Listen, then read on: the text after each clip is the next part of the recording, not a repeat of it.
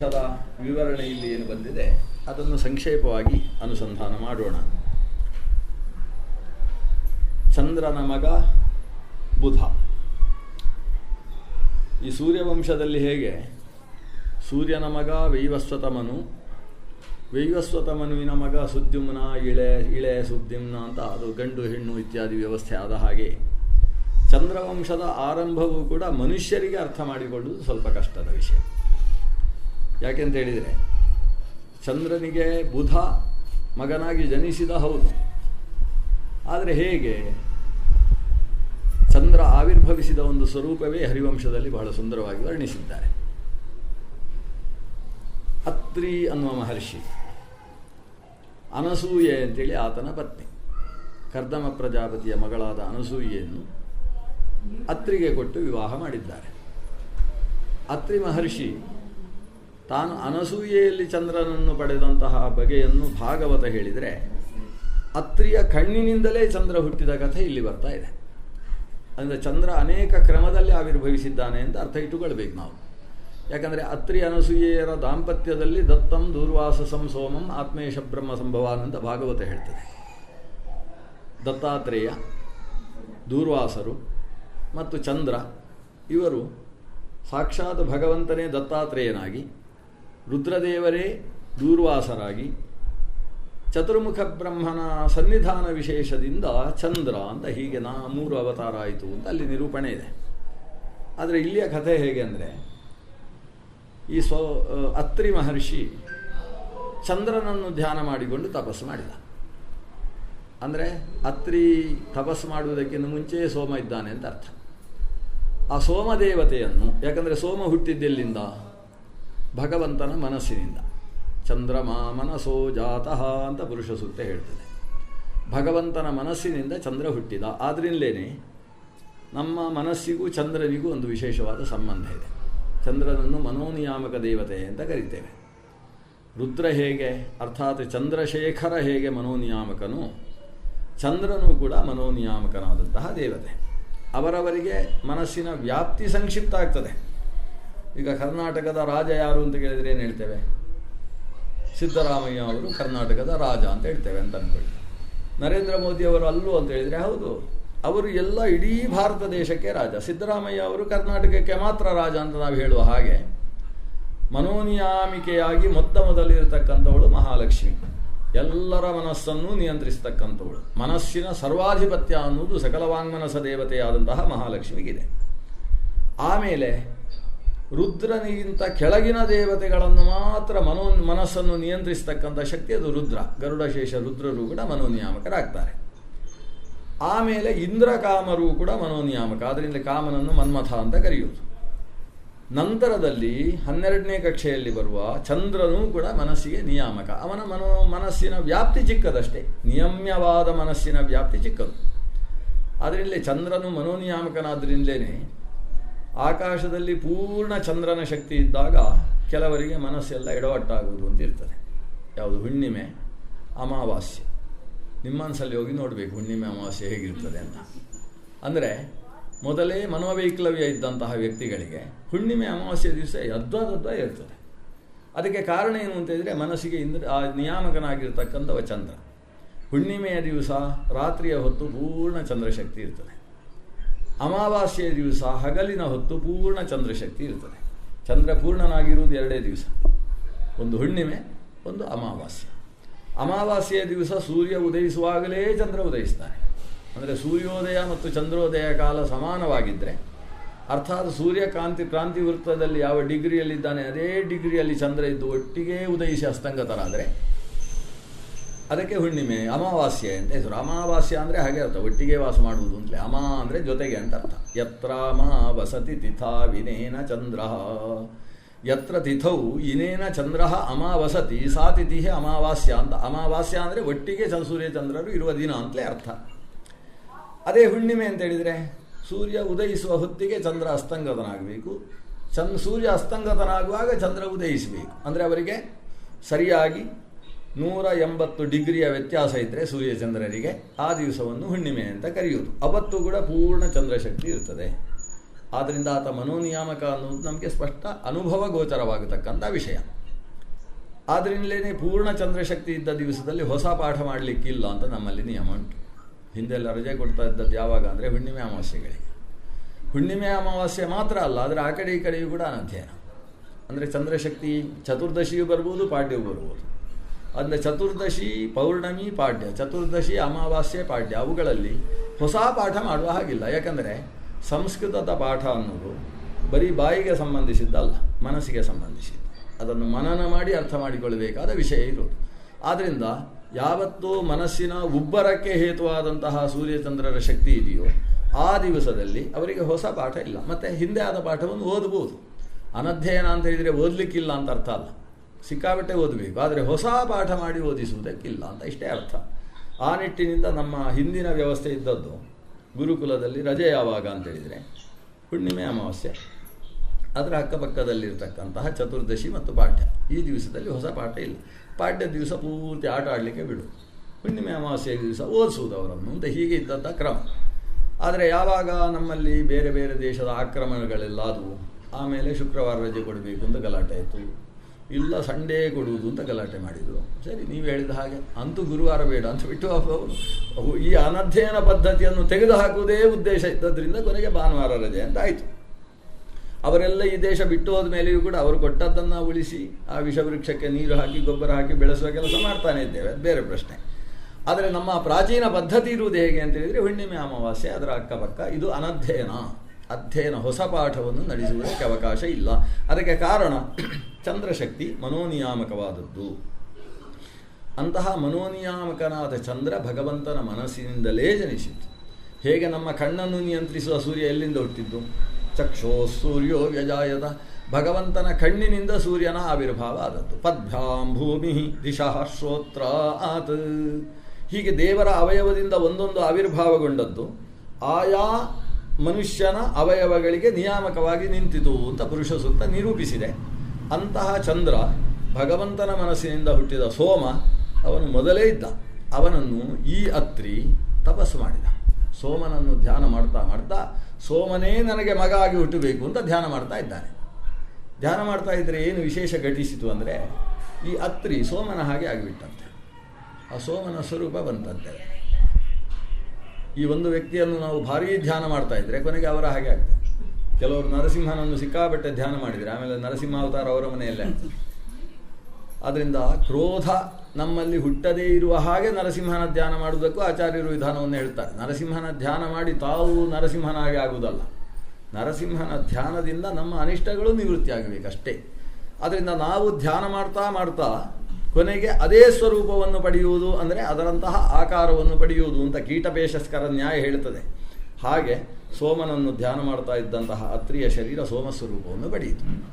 ಸೋಮಸ್ವರೂಪದಲ್ಲಿದ್ದ ಅತ್ರಿ ಇನ್ನೂ ತಪಸ್ಸು ಮುಂದುವರಿಸಿದಾಗ ಏನಾಯಿತು ಅಂದರೆ ಅವನ ಕಣ್ಣುಗಳಿಂದ ಒಂದು ರೀತಿಯ ರಸ ಸುರಿಯುವುದಕ್ಕೆ ಪ್ರಾರಂಭ ಆಯಿತು. ನೀರು ಸುರಿದದ್ದಲ್ಲ, ರಸ. ಆ ರಸ ಸುರಿತಾ ಸುರಿತಾ ಕಣ್ಣಿನಿಂದ ಹಾಗೆ ಇಳಿದು ಬಂತು. ತುಟಿಯ ಭಾಗದಿಂದ ಇಳಿದು ಆತನ ಕೆನ್ನೆಯಿಂದ ಜಾರಿ ಕೆಳಗೆ ಬೀಳ್ತಾ ಇದೆ. ಆದರೆ ಕೆನ್ನೆಯಲ್ಲಿ ಜಾರಿ ಹಾಗೆ ಕುತ್ತಿಗೆಯಿಂದ ಜಾರಿಕೊಂಡು ಬರುತ್ತೆ ಅಂತ ಅದು ರಸ. ಈ ರಸ ಕೆಳಗೆ ಜಾರಿ ಇವನ ಎದೆಗೆ ಬಂದು ನಾಭಿಯ ಹತ್ರ ಬಂದು ಇನ್ನೇನದು ನೆಲಕ್ಕೆ ಬೀಳಬೇಕು ಅಂತ ಆಯಿತು. ಆವಾಗ ಚತುರ್ಮುಖ ಬ್ರಹ್ಮ ಬಂದ. ಯಾಕಂದರೆ ಇವ ತಪಸ್ಸು ಮಾಡ್ತಾ ಇದ್ದಾನೆ, ಇವನಿಗೆ ಅನುಗ್ರಹ ಮಾಡಬೇಕು ಅಂತ ಬಂದವ. ಇವನ ರಸ ಕಣ್ಣಿನಿಂದ ಇಳಿದು ಹೊಟ್ಟೆಯ ಹತ್ರ ಬಂದದ್ದು ನೋಡಿ ಅವ ಕೈಯನ್ನು ಹೀಗಿಡ್ದಂತೆ. ಚತುರ್ಮುಖನ ಕೈಯಲ್ಲಿ ಇವನ ಕಣ್ಣಿನಿಂದ ಸುರಿದ ರಸ ಸೇರಿತು. ಅದಕ್ಕೆ ಸೋಮರಸ ಅಂತ ಹೆಸರು. ಸೋಮನಿಂದ ಅತ್ರಿ ಸೋಮಸ್ವರೂಪವನ್ನು ಪಡೆದಾಗ ಅವನ ಕಣ್ಣಿನಿಂದ ಸುರಿದ ರಸ ಅವನ ಕೈಗೆ ಬಿದ್ದು ಕೈಯಲ್ಲಿ ಒಂದು ಆಕೃತಿಯನ್ನು ಪಡೆಯಿತು. ಅವನಿಗೆ ಚಂದ್ರ ಅಂತ ಹೆಸರು. ಚಂದ್ರ ಅಂತ ನಾವು ಕರೆಯೋದು, ಅಲ್ಲಿ ಕರೆದದ್ದು ಸೋಮ ಅಂತ. ಅವನು ಸೋಮ.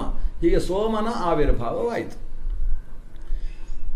ಚಂದ್ರ ಅಂತ ಅವನನ್ನು ಯಾಕೆ ಕರೆದದ್ದು ಅಂದರೆ ಅವನ ಮುಖ, ಅವನ ಶರೀರ, ಅವುಗಳಲ್ಲಿರ್ತಕ್ಕಂಥ ಒಂದು ಸ್ಫುಟವಾದ ಸ್ಥಿತಿಗತಿ, ಆ ಸೌಂದರ್ಯ, ಇದನ್ನು ಕಂಡು ಚಂದ್ರ ಅಂತ ಕರೆದದ್ದು. ಚಂದ್ರ ಅನ್ನುವ ಶಬ್ದಕ್ಕೆ ಅರ್ಥ ಆಹ್ಲಾದಕ.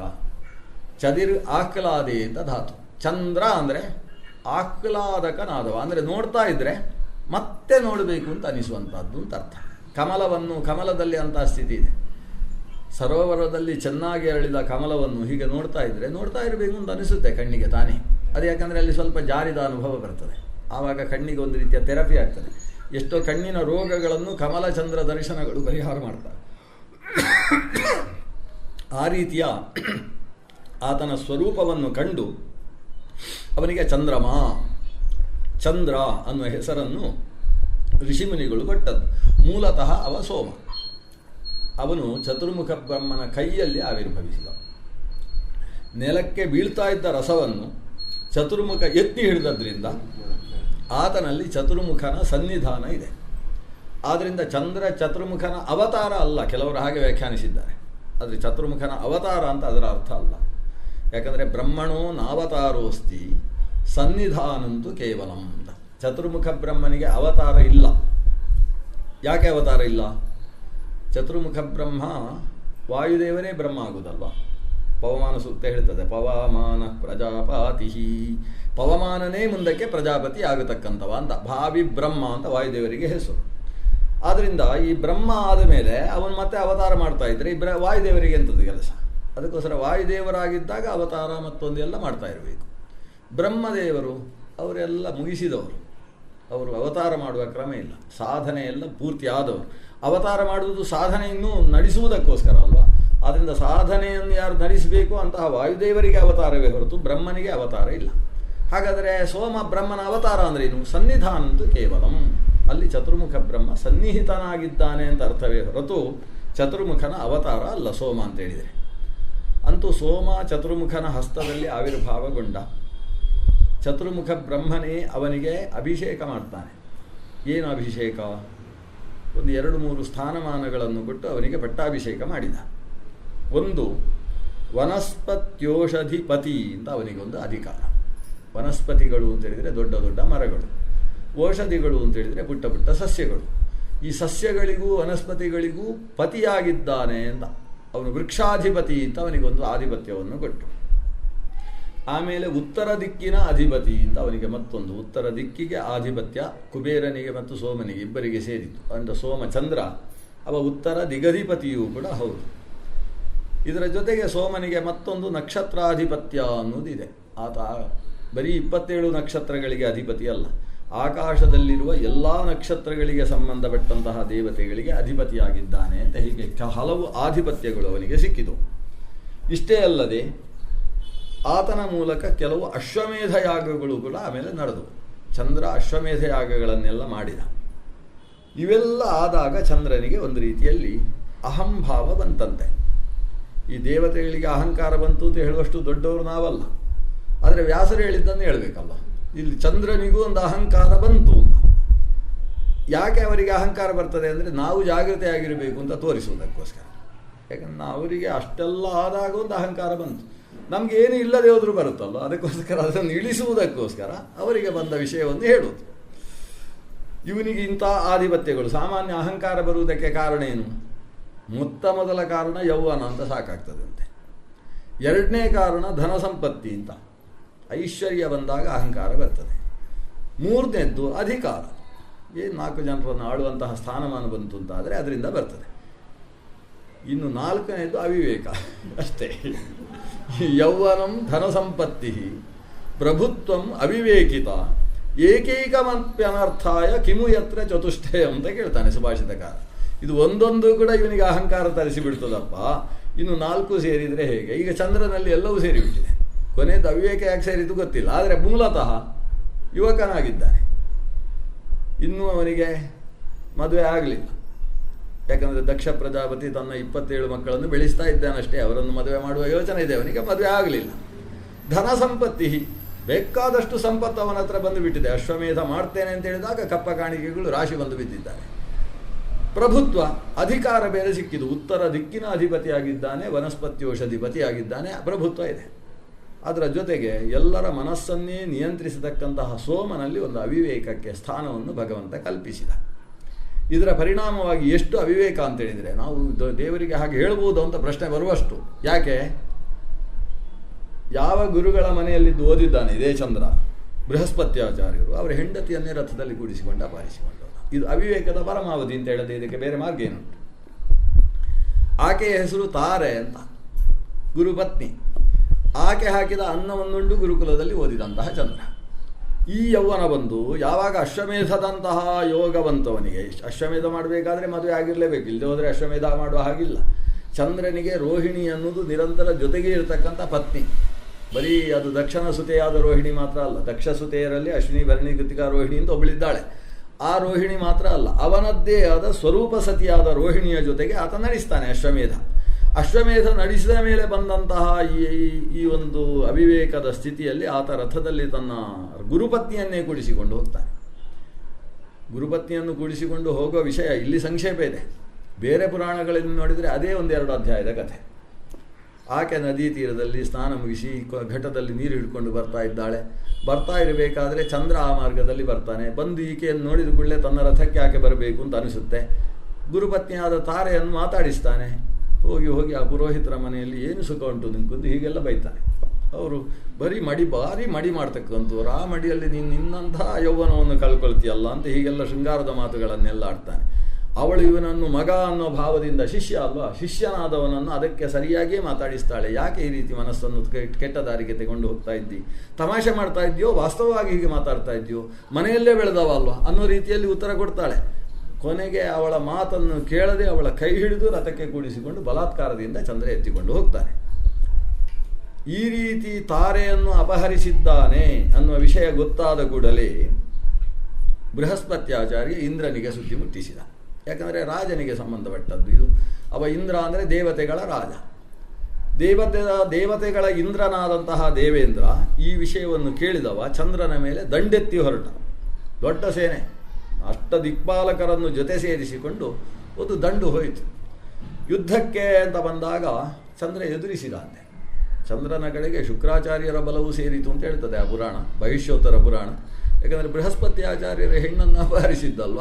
ಮೊದಲೇ ಶುಕ್ರಾಚಾರ್ಯರಿಗೂ ಬೃಹಸ್ಪತ್ಯಾಚಾರ್ಯರಿಗೂ ಸರಿಯಾಗುವುದಿಲ್ಲ. ಒಂದು ದೈತ್ಯ ಪುರೋಹಿತರು, ಮತ್ತೊಬ್ಬರು ದೇವ ಪುರೋಹಿತರು. ಆದ್ದರಿಂದಾಗಿ ಚಂದ್ರ ಅವರ ಬಲವನ್ನೆಲ್ಲ ಸ್ವೀಕರಿಸಿ ತಾನು ಹೋರಾಡುವುದಕ್ಕೂ ಸನ್ನದ್ಧನಾದ. ಈ ಹೋರಾಟ ದೀರ್ಘಕಾಲ ನಡೆಯಿತು. ಯಾರಿಗೆ ಗೆಲುವು ಯಾರಿಗೆ ಸೋಲು ಅಂತ ತಿಳಿಯದೇ ಇರುವ ರೀತಿಯಲ್ಲಿ ಹೋರಾಟ ನಡೆಯಿತು. ಕೊನೆಗೆ ಶುಕ್ರಾಚಾರ್ಯರಿಗೆ ಅನಿಸಿತು, ಇದು ತಪ್ಪೇ, ಈ ಚಂದ್ರ ಮಾಡಿರುವಂಥದ್ದು. ಅದು ನನ್ನ ಶತ್ರುವಿನ ಪತ್ನಿ ಹೌದಾದರೂ ಅದನ್ನು ಈತ ಅಪಹರಿಸಿದ್ದು ತಪ್ಪಿಗೆ ನನ್ನ ಅಸುರರನ್ನು ಸಹಕಾರ ಕೊಡಿ ಅಂತ ನಾನು ಹೇಳುವಂಥದ್ದು ಸಮಂಜಸ ಅಲ್ಲ. ನನಗೂ ದೇವತೆಗಳಿಗೂ ವಿರೋಧ ಇರಬಹುದು, ನಾನು ದೇವತೆಗಳ ವಿರೋಧಿಗಳಾದಂತಹ ಅಸುರರ ಗುರುವಾಗಿರ್ಬೋದು. ಆದರೆ ಒಂದು ತಪ್ಪನ್ನು ಸಮರ್ಥಿಸುವ ದೃಷ್ಟಿಯಿಂದ ನನ್ನ ಶಿಷ್ಯರು ಅವರಿಗೆ ಸಹಕಾರ ಕೊಡುವಂಥದ್ದು ಸಮಂಜಸ ಅಲ್ಲ ಅಂತ ಶುಕ್ರಾಚಾರ್ಯರಿಗೆ ಅನಿಸಿತು. ಶುಕ್ರಾಚಾರ್ಯರು ತನ್ನ ಶಿಷ್ಯರಿಗೆ, ನಮುಚಿ ಮೊದಲಾದಂತಹ ಅಸುರರಿಗೆ, ನೀವು ಚಂದ್ರನನ್ನು ಬೆಂಬಲಿಸಬಾರದು ಅಂತ ನಿರ್ದೇಶನ ಕೊಡ್ತಾರೆ. ಅಂತೂ ಯುದ್ಧ ನಿಲ್ಲುವಂತಹ ಸ್ಥಿತಿ ಬಂತು. ಸ್ಥಿತಿ ಬಂದಾಗ ಸ್ವತಃ ಶುಕ್ರಾಚಾರ್ಯರು ಬಂದು ಚಂದ್ರನಿಗೆ ಹೇಳ್ತಾರೆ, ಎಂಥ ಅಪರಾಧ ಮಾಡಿದಿ, ಅಪರಾಧ ಮಾಡಿದ್ದಲ್ಲ, ಆ ಅಪರಾಧವನ್ನು ಸಮರ್ಥಿಸುವುದಕ್ಕೆ ನೀನು ದೇವತೆಗಳ ಜೊತೆಗೆ ಹೋರಾಡ್ತಾ ಇದ್ದೀಯಲ್ಲ, ಇದು ತಪ್ಪು. ಆದ್ದರಿಂದ ನೀನು ಪ್ರಾಯಶ್ಚಿತ್ತ ಮಾಡಿಕೊಳ್ಬೇಕು. ಇಲ್ಲೇ ಹೋದರೆ ನಿನ್ನ ಮುಖವನ್ನು ನಾನು ನೋಡುವ ಹಾಗಿಲ್ಲ. ಈ ಕೂಡಲೇ ಈಕೆಯನ್ನು ಬೃಹಸ್ಪತ್ಯಾಚಾರ್ಯರಿಗೆ ಸಮರ್ಪಿಸಿ ತಪ್ಪಾಗಿದೆ ಅಂತ ಕ್ಷಮೆ ಕೇಳುವುದು. ಚಂದ್ರ ಆ ಕೆಲಸ ಮಾಡಿದ ಮೇಲೆ ಪ್ರಾಯಶ್ಚಿತ್ತ ಪಶ್ಚಾತ್ತಾಪ ಪಟ್ಟುಕೊಂಡು ತಾನು ಪ್ರಾಯಶ್ಚಿತ್ತ ಮಾಡಿಕೊಳ್ಳುವುದಕ್ಕೋಸ್ಕರ ಶುಕ್ರಾಚಾರ್ಯರು ಹೇಳಿದಂತಹ ವಿಧಾನದಲ್ಲಿ ಸಮುದ್ರ ಸ್ನಾನಾದಿಗಳನ್ನೆಲ್ಲ ಆಚರಿಸ್ತಾನೆ. ಅಂತೂ ಚಂದ್ರ ಏನೋ ಮಾಡಿಕೊಳ್ತಾನೆ. ಆ ಕಡೆಯಿಂದ ತಾರೆಯ ಗತಿ ಏನು? ಚಂದ್ರನ ಕೈಯಿಂದ ಹೋದಂತಹ ತಾರೆ ಶುಕ್ರಾಚಾರ್ಯರ ಸನ್ನಿಧಾನಕ್ಕೆ ಬರ್ತಾಳೆ. ಶುಕ್ರಾಚಾರ್ಯರು ಏನು ಮಾಡುವುದು ಈಗ ತಾರೆಯನ್ನು? ಇವಳದು ತಪ್ಪಿಲ್ಲ, ಬುದ್ಧಿ ಹೇಳಿದರೂ ಕೇಳದೇ ಇದ್ದಾಗ ಚಂದ್ರ ಎಳ್ಕೊಂಡು ಹೋಗಿರುವಂಥದ್ದು. ಹಾಗೆ ಅಂತೇಳಿ ನೋಡಿದರೆ ತುಂಬು ಗರ್ಭಿಣಿಯಾಗಿ ಬಿಟ್ಟಿದ್ದಾಳೆ ತಾರೆ. ಇಷ್ಟು ಸಮಯ ಯುದ್ಧ ನಡೆದು ಹೋಗಿದೆ. ಈಗ ಇವರಿಗೆ ಪ್ರಶ್ನೆ ಏನು ಅಂತೇಳಿದರೆ, ಈ 9 ತಿಂಗಳಲ್ಲಿ ನೀನು ಈಗ ಸರಿಯಾಗಿ 9 ತಿಂಗಳಿಗೆ ಹಿಂದಿರುಗಿದ್ದಿ, ತುಂಬು ಗರ್ಭಿಣಿಯಾಗಿದ್ದಿ, ಹೊಟ್ಟೆಯಲ್ಲಿರುವುದು ನನ್ನ ಮಗುವೋ ಅವನ ಮಗುವೋ ಅಂತ ಇದುವುದು ನಮ್ಮ ಬೃಹಸ್ಪತ್ಯಾಚಾರ್ಯರಿಗೆ ಪ್ರಶ್ನೆ. ಈ ಪ್ರಶ್ನೆ ಕೇಳಿದರೆ ತಾರೆ ತಲೆ ತಗ್ಗಿಸಿ ತನ್ನ ಅವಗುಂಠನ ಮಾಡಿಕೊಳ್ತಾಳಂತೆ, ಬಟ್ಟೆಯನ್ನು ತಲೆಗೆ ಹಾಕ್ಕೊಳ್ತಾಳಂತೆ ತಾರೆ. ಆವಾಗ ಇದು ಯಾರ ಮಗು ಅಂತ ಹೇಳಿದ್ದು ಯಾರು ಅಂತ ಹೇಳಿದರೆ, ಆ ಹೊಟ್ಟೆಯಲ್ಲಿದ್ದ ಮಗು. ಈಗ ಮಕ್ಕಳು ಹೊಟ್ಟೆಯಲ್ಲಿದ್ದ ಮಗು, ಮೊನ್ನೆ ವೇದವ್ಯಾಸರ ಕಥೆ ಹೇಳುವಾಗ ಪರಾಶರರ ಕಥೆ ಬಂತು. ಈಗ 2ನೇ ಬಾರಿ ಈ ಹೊಟ್ಟೆಯಲ್ಲಿದ್ದ ಮಗು. ಯಾಕೆ ಹೇಳುವುದಿಲ್ಲ? ನಾಚಿಕೆ ಯಾಕೆ? ಹೇಳಬಾರ್ದ ಏನು ಘಟಿಸಿದೆ ಅಂತೇಳಿ? ಇದು ಈ ನಿಜವಾಗಿ ನನ್ನ ಅಪ್ಪ ಬೃಹಸ್ಪತಿ ಅಲ್ಲ ಅಂತ ಹೇಳಬಾರ್ದ ನೀನು ಅಂತ ಒಳಗಿಂದ ಜೋರು ಮಾಡಿತಂತೆ ಆ ಮಗು. ಹೊಟ್ಟೆಯಲ್ಲಿದ್ದಾಗಲೇ ಇದಕ್ಕೆ ನಾನು ಯಾರ ಮಗು ಅಂತ ಗೊತ್ತುಂಟಲ್ಲ, ಈ ಹುಟ್ಟಿದ ಮೇಲೆಯೂ ಯಾರ ಮಗು ಅಂತ ಗೊತ್ತಾಗಲ್ಲ ಎಷ್ಟೋ ಮಕ್ಕಳಿಗೆ. ಅಂತಲ್ಲಿ ಹೊಟ್ಟೆಯಲ್ಲಿರುವಾಗಲೇ ನಾನು ಇಂತಹವರ ಮಗ ಅಂತ ನೀನು ಯಾಕೆ ಹೇಳುವುದಿಲ್ಲ ಅಂತ ಅಮ್ಮನನ್ನು ಪ್ರಶ್ನಿಸುವಷ್ಟು ಬುದ್ಧಿಶಕ್ತಿ ಇದ್ದದ್ರಿಂದ ಅದಕ್ಕೆ ಅಲ್ಲಿದ್ದ ದೇವತೆಗಳು ಬುಧ ಅಂತ ಹೆಸರಿಟ್ರಂತೆ. ಹೊಟ್ಟೆಯಲ್ಲಿ ಬುಧ ಶಕ್ತಿ ಉಂಟಲ್ಲ, ಬುಧ ಅಂದರೆ ಬುದ್ಧಿಶಕ್ತಿ ಉಳ್ಳವ ಅಂತ ಅರ್ಥ. ಹೀಗೆ ಆ ಗರ್ಭದಲ್ಲೇ ಬುಧಶಕ್ತಿಯನ್ನು ತೋರಿಸಿರ್ತಕ್ಕಂಥ ವ್ಯಕ್ತಿ ಅದು. ಅಂತೂ ಆ ಮಗು ಚಂದ್ರನದ್ದು ಅಂತ ತೀರ್ಮಾನ ಆಯಿತು. ಚಂದ್ರನದ್ದು ಅಂತಾದಾಗ ಚಂದ್ರನಿಗೆ ಕೊಡಬೇಕು ಅಂತ ಚತುರ್ಮುಖ ಬ್ರಹ್ಮ ಆದೇಶಿಸಿದ.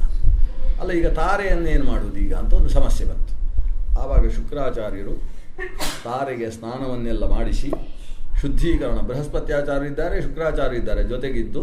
ಆಗ ಶುಕ್ರರು ಹೇಳುವಂಥ ಒಂದು ಮಾತು, ನಸ್ತ್ರೀ ಜಾರೇಣ ದೃಶ್ಯತಿ, ಅಂದರೆ ಬಲಾತ್ಕಾರದಿಂದ ಒಬ್ಬಳು ಸೆಳೆಯಲ್ಪಟ್ಟಳು ಅಂತಾದರೆ, ಯಾ ಅಕಾಮ, ತಾನು ಸ್ವತಃ ತನ್ನನ್ನು ಕಾಮಿಸದೇ ಇರುವಾಗ, ತನ್ನ ಪಾತಿವ್ರತ್ಯದಿಂದ ತಾನು ಭಗ್ನವಾಗದೇ ಇದ್ದಾಗ ಆಕೆ ಇನ್ನೊಬ್ಬರ ಆಕ್ರಮಣಕ್ಕೆ ಒಳಗಾದರೆ, ಅವಳದ್ದು ಯಾವುದೇ ತಪ್ಪು ಇಲ್ಲದೇ ಇದ್ದಾಗ ಅಬಲೆಯಾದಂತಹ ಆಕೆ ಯಾವತ್ತೂ ದುಷ್ಟಳಾಗುವುದಿಲ್ಲ, ದೋಷಪೂರ್ಣಳಾಗುವುದಿಲ್ಲ. ಆದ್ದರಿಂದ ಈಕೆ ಪತಿವ್ರತೆ ಹೇಳಿದ್ದಾಳೆ, ಅವಳನ್ನು ಬೃಹಸ್ಪತ್ಯಾಚಾರ್ಯ ಸ್ವೀಕರಿಸಬೇಕು ಅಂತ ಶತ್ರುಗ್ರಹವಾದ ಶುಕ್ರಾಚಾರ್ಯ ಹೇಳ್ತಾನೆ, ಬೃಹಸ್ಪತ್ಯಾಚಾರ್ಯರು ಸ್ವೀಕರಿಸ್ತಾರೆ. ಅಂದರೆ ಇವತ್ತಿನ ಕಾಲಕ್ಕೆ ಎಷ್ಟೋ ಪುರಾಣದ ಮಾತುಗಳು ಎಲ್ಲಿ ಹೇಗೆ ಹೊಂದಿಸಬೇಕು ಅಂತ ನಾವು ವಿವೇಚನೆಯಿಂದ ತಿಳಿಯುವಂತಹ ಅನೇಕ ವಿಷಯಗಳುಂಟು. ಏನೋ ಒಂದು ಕಾಟಾಚಾರದಲ್ಲಿ ಜೀವನ ಅಲ್ಲ, ಯಾರಿಗೂ ಅನ್ಯಾಯವಾಗದೇ ಇರುವ ಹಾಗೆ ಒಂದು ವ್ಯವಸ್ಥಿತವಾದ ಜೀವನ ಪದ್ಧತಿಯನ್ನು ಪುರಾಣಗಳು ಸಾಹಿತ್ಯಗಳು ನಮಗೆ ನಿರೂಪಣೆ ಮಾಡ್ತಾರೆ. ಅದನ್ನು ನಿರೂಪಿಸುವುದಕ್ಕೆ ಇದೊಂದು ಚಂದ್ರನ ಪ್ರಕರಣ. ಈ ಪ್ರಕರಣದಿಂದ ತಾರೆ ಪತಿವ್ರತೆ ಅಲ್ಲ ಅಂತ ಒಂದು ಗಲಾಟೆ ಗುಯಿಲು ಹೇಳುವುದು ನದ್ದೇ ನಡೆಯುತ್ತೆ. ಯಾಕೆ ಸೀತಾಮಾತೆಯ ಮೇಲೆ ಶಂಕೆ ಬಂತಲ್ಲ, ಸೀತಾಮಾತೆ ರಾವಣನ ಮನೆಗೆ ಹೋದ್ಲು ಅಂತ ಆದ ಕೂಡಲೇ ಹೋದದ್ದು ಅವಳು ಹೋದದ್ದಲ್ಲ, ಅವ ಕರ್ಕೊಂಡು ಹೋದದ್ದು. ಆದರೆ ಹೇಳೋರು ಹೇಳುವುದೇನು, ಸೀತೆ ರಾವಣನ ಮನೆಗೆ ಹೋಗಿದ್ಲು, ಹೋಗಿ ಅಷ್ಟು ತಿಂಗಳಿದ್ಲು, ಅಂದಮೇಲೆ ರಾಮ ಸ್ವೀಕರಿಸಿದ ಅಂತ ಹೇಳಿದರೆ ಇದಕ್ಕೆ ಅರ್ಥವೇ ಇಲ್ಲ. ನಮ್ಮ ರಾಮನೇ ಹೀಗೆ ಮಾಡಿದ್ದಾನೆ ಅಂತಾದರೆ ನಾವು ಮಾಡುವುದೇನು ಅಂತ ಹೀಗೆ ಊರಿನವರು ಮಾತಾಡುವುದಕ್ಕೆ ಶುರು ಮಾಡಿದಾಗ ಸಾಕ್ಷಾತ್ ಶ್ರೀರಾಮಚಂದ್ರ ಸೀತಾಪರಿತ್ಯಾಗವನ್ನು ಮಾಡುವಂತಹ ನಿರ್ಧಾರ ತೆಗೊಂಡ ಅಂತ ರಾಮಾಯಣದಲ್ಲಿ ಬರ್ತದೆ. ಸೀತೆಯ ವಿಷಯದಲ್ಲೇ ಹೀಗೆ ಶಂಕೆ ಬಂದಿದೆ ಅಂದರೆ ಇನ್ನು ತಾರೆಯ ವಿಷಯದಲ್ಲೇನು, ಕಣ್ಣಾರೆ ಕಂಡ ವಿಷಯ ಅಲ್ವ ಇದು. ಆ ದೃಷ್ಟಿಯಿಂದ ನಮಗೆ ಇವಳು ಪತಿವ್ರತೆ ಅಂತ ಸ್ಪಷ್ಟ ಆಗುವುದಕ್ಕೋಸ್ಕರ ಬೆಳಗ್ಗೆದ್ದು ನಾವು ಒಂದು 5 ಜನರ ಹೆಸರು ಹೇಳೋದು. ಅಹಲ್ಯ, ದ್ರೌಪದಿ, ಸೀತಾ, ತಾರಾ, ಮಂಡೋದರಿ ತಥಾ ಪಂಚಕಂ ನ ಸ್ಮರೇತ್ ನಿತ್ಯಂ ಮಹಾಪಾತಕನಾಶನಂ. ಮಹಾಪಾತಕನಾಶನಂ ಪಂಚಕಂ ನ ನಿತ್ಯಂ ಸ್ಮರೇತ್. ನಾ ಅಂದರೆ ಪುರುಷ ಅಂತ ಅರ್ಥ, ಅದು ನೃ ಶಬ್ದ, ನಾ ನರೌ ನರಹ ಅಂತ ಶಬ್ದ ನಡೆಯುತ್ತೆ. ನಾ ಅಂದರೆ ಮನುಷ್ಯನಾದವ, ಪಂಚಕಂ ಎಂತಹ 5 ಅದು ಮಹಾಪಾತಕನಾಶನಂ, ಮಹಾಪಾಪವನ್ನು ನಾಶ ಮಾಡತಕ್ಕಂತಹ ಆ ಪಂಚ ಪತಿವ್ರತೆಯರನ್ನು ನಿತ್ಯಂ ಸ್ಮರೇತು, ಪ್ರತಿನಿತ್ಯ ಬೆಳಗ್ಗೆದ್ದು ಸ್ಮರಿಸಿಕೊಳ್ಬೇಕು. ಯಾರು ಅಂದರೆ ಅಹಲ್ಯ ಬಗ್ಗೆ ಇದೇ ಗಲಾಟೆ, ಚಂದ್ರ ಒಂದು ಎಡವಟ್ಟು ಮಾಡಿದ್ದ ಅಹಲ್ಯ ವಿಷಯದಲ್ಲಿ. ಆದ್ದರಿಂದ ಜಾಗ್ರತೆ, ಅದು ಪತಿವ್ರತೆ ಅಂತ ತಿಳ್ಕೊಳ್ಳಿ. ಅಹಲ್ಯ. ದ್ರೌಪದಿಯ ಬಗ್ಗೆ ಕರ್ಣ ಒಂದು ಮಾತಾಡಿದ್ದ ದುರ್ಯೋಧನನ ಮುಂದೆ, ನಿಮಗೆ 5 ಇದ್ದಾರೆ, 6ನೇಯವನು ಯಾಕೆ ತೆಗೋಬಾರ್ದು ಅಂತ ಮಾತಾಡಿದ್ದ. ಅಂದರೆ ಆ ರೀತಿಯ ಮಾತಿಗೆ ಅವಕಾಶ ಇದ್ದಂತಹ ವ್ಯಕ್ತಿತ್ವ. ಅಲ್ಲಿ ಪಾತಿವ್ರತ್ಯವನ್ನು ಜಾಗೃತಿಯಾಗಿ ತಿಳ್ಕೊಳ್ಳಿ. ಸೀತೆಯ ಬಗ್ಗೆ ಸುರಾಣಕರಂತಹ ದುಷ್ಟರು ಮಾತಾಡಿದ್ರಲ್ವ, ಅದಕ್ಕೆ ಸೀತಾ. ತಾರ ಅಂದರೆ ಅದು ಬೃಹಸ್ಪತಿ ಪತ್ನಿಯಾದ ತಾರೆ, ಅದು ಬಿಟ್ಟು ವಾಲಿಯ ಪತ್ನಿಯ ತಾರೆ ಮತ್ತೊಬ್ಬಳಿದ್ದಾಳೆ, ಅವಳಲ್ಲ. ವಾಲಿಯ ಪತ್ನಿಯಾದ ತಾರೆಯಲ್ಲಿ ಏನು ವ್ಯತ್ಯಾಸ ಆಗಿದೆ ಅನ್ನೋದು ಆಚಾರ್ಯರು ಮಹಾಭಾರತ ತಾತ್ಪರ್ಯ ನಿರ್ಣಯದಲ್ಲಿ ಸ್ಪಷ್ಟ ತೋರಿಸಿಕೊಟ್ಟಿದ್ದಾರೆ. ವಾಲಿ ಬದುಕಿರುವಾಗಲೇ ತಾರೆ ಸುಗ್ರೀವನ ಜೊತೆಗೆ ವಾಸ ಮಾಡ್ತಾ ಇತ್ತು, ವಾಲಿ ಸತ್ತ ಮೇಲೆಯೂ ಕೂಡ ಸುಗ್ರೀವನ ಜೊತೆಗೆ ವಾಸ ಮಾಡ್ತಾ ಇತ್ತು. ಇದೇ ಕಾರಣದಿಂದಾಗಿ ಸುಗ್ರೀವ ವಾಲಿ ಅಂದರೆ ಸಾಮಾನ್ಯ ಅಲ್ಲ.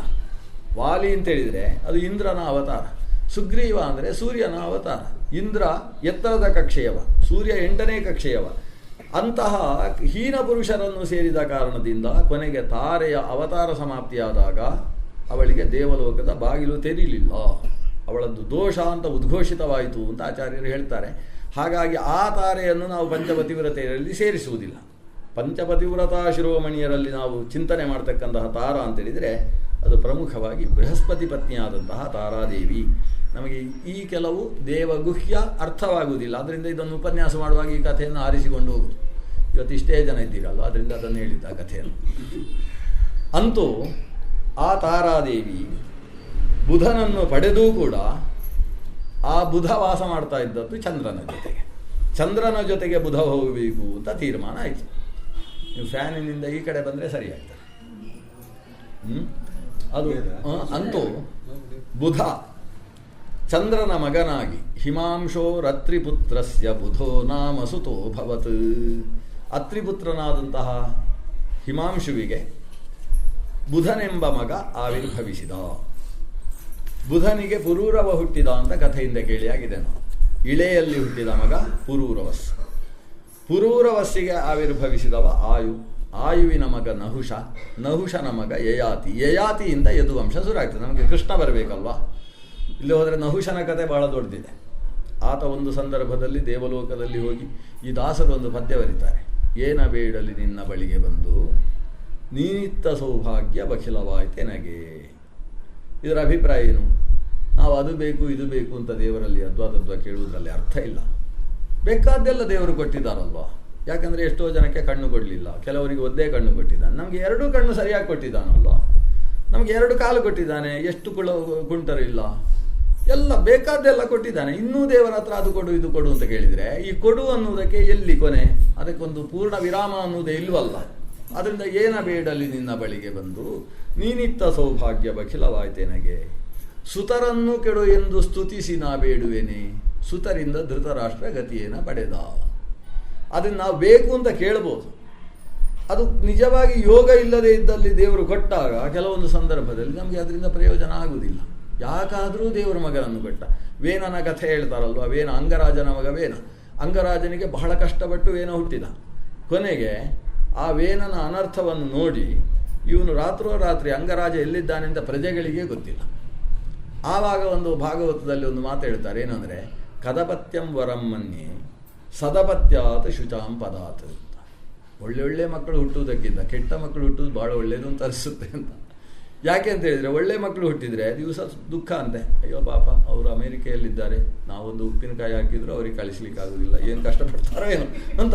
ಅಷ್ಟು ಒಳ್ಳೆ ಮಗ ಅವ. ಅಯ್ಯೋ ಅವರಿಗೆ ಜ್ವರ ಬಂದರೆ ಇವರಿಗೆಲ್ಲ ಇಲ್ಲಿ ಬಿಸಿ ಆಗೋದು. ಅಯ್ಯೋ ಅಷ್ಟು ಒಳ್ಳೆ ಮಗನಿಗೆ ಜ್ವರ ಬಂದು ಹೋಯ್ತಲ್ಲ ಅಂತ. ಅದೇ ಕೆಟ್ಟ ಮಕ್ಕಳಾದರೆ ಇವರಿಗೆ ವೈರಾಗ್ಯ ಬರ್ತದೆ.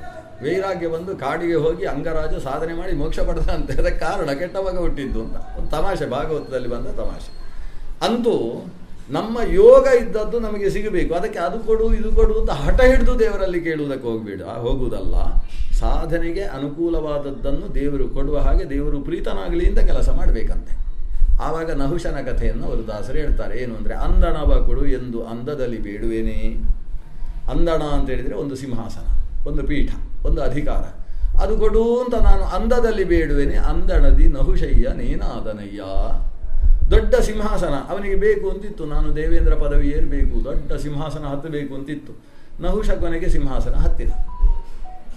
ಇಂದ್ರ ವೃತ್ರಾಸುರ ಸಂಹಾರದಿಂದಾಗಿ ಬ್ರಹ್ಮಹತ್ಯಾ ಪೀಡಿತನಾಗಿ ಆತ ಮಾನಸ ಸರೋವರದ ಒಂದು ಕಮಲದ ದಂಟಿನಲ್ಲಿ ತಾನು ತನ್ನನ್ನು ಮರೆಮಾಚಿಕೊಂಡು ಭೂಗತನಾದಂತಹ ಸಂದರ್ಭದಲ್ಲಿ ದೇವಲೋಕಕ್ಕೆ ಅಧಿಪತಿ ಇಲ್ಲ ಅನ್ನುವ ಪ್ರಸಂಗ ಒದಗಿ ಬಂದಾಗ ನಹುಷ ಇದಕ್ಕೆ ಯೋಗ್ಯ ಅಂತ ತೀರ್ಮಾನಿಸಿ ನಹುಷನನ್ನು ತಂದು ಸಿಂಹಾಸನದಲ್ಲಿ ಕೂಡಿಸ್ತಾರೆ. ಶತಕ್ರತು ಆಗಿದ್ದ ನಹುಷನೂ ಕೂಡ.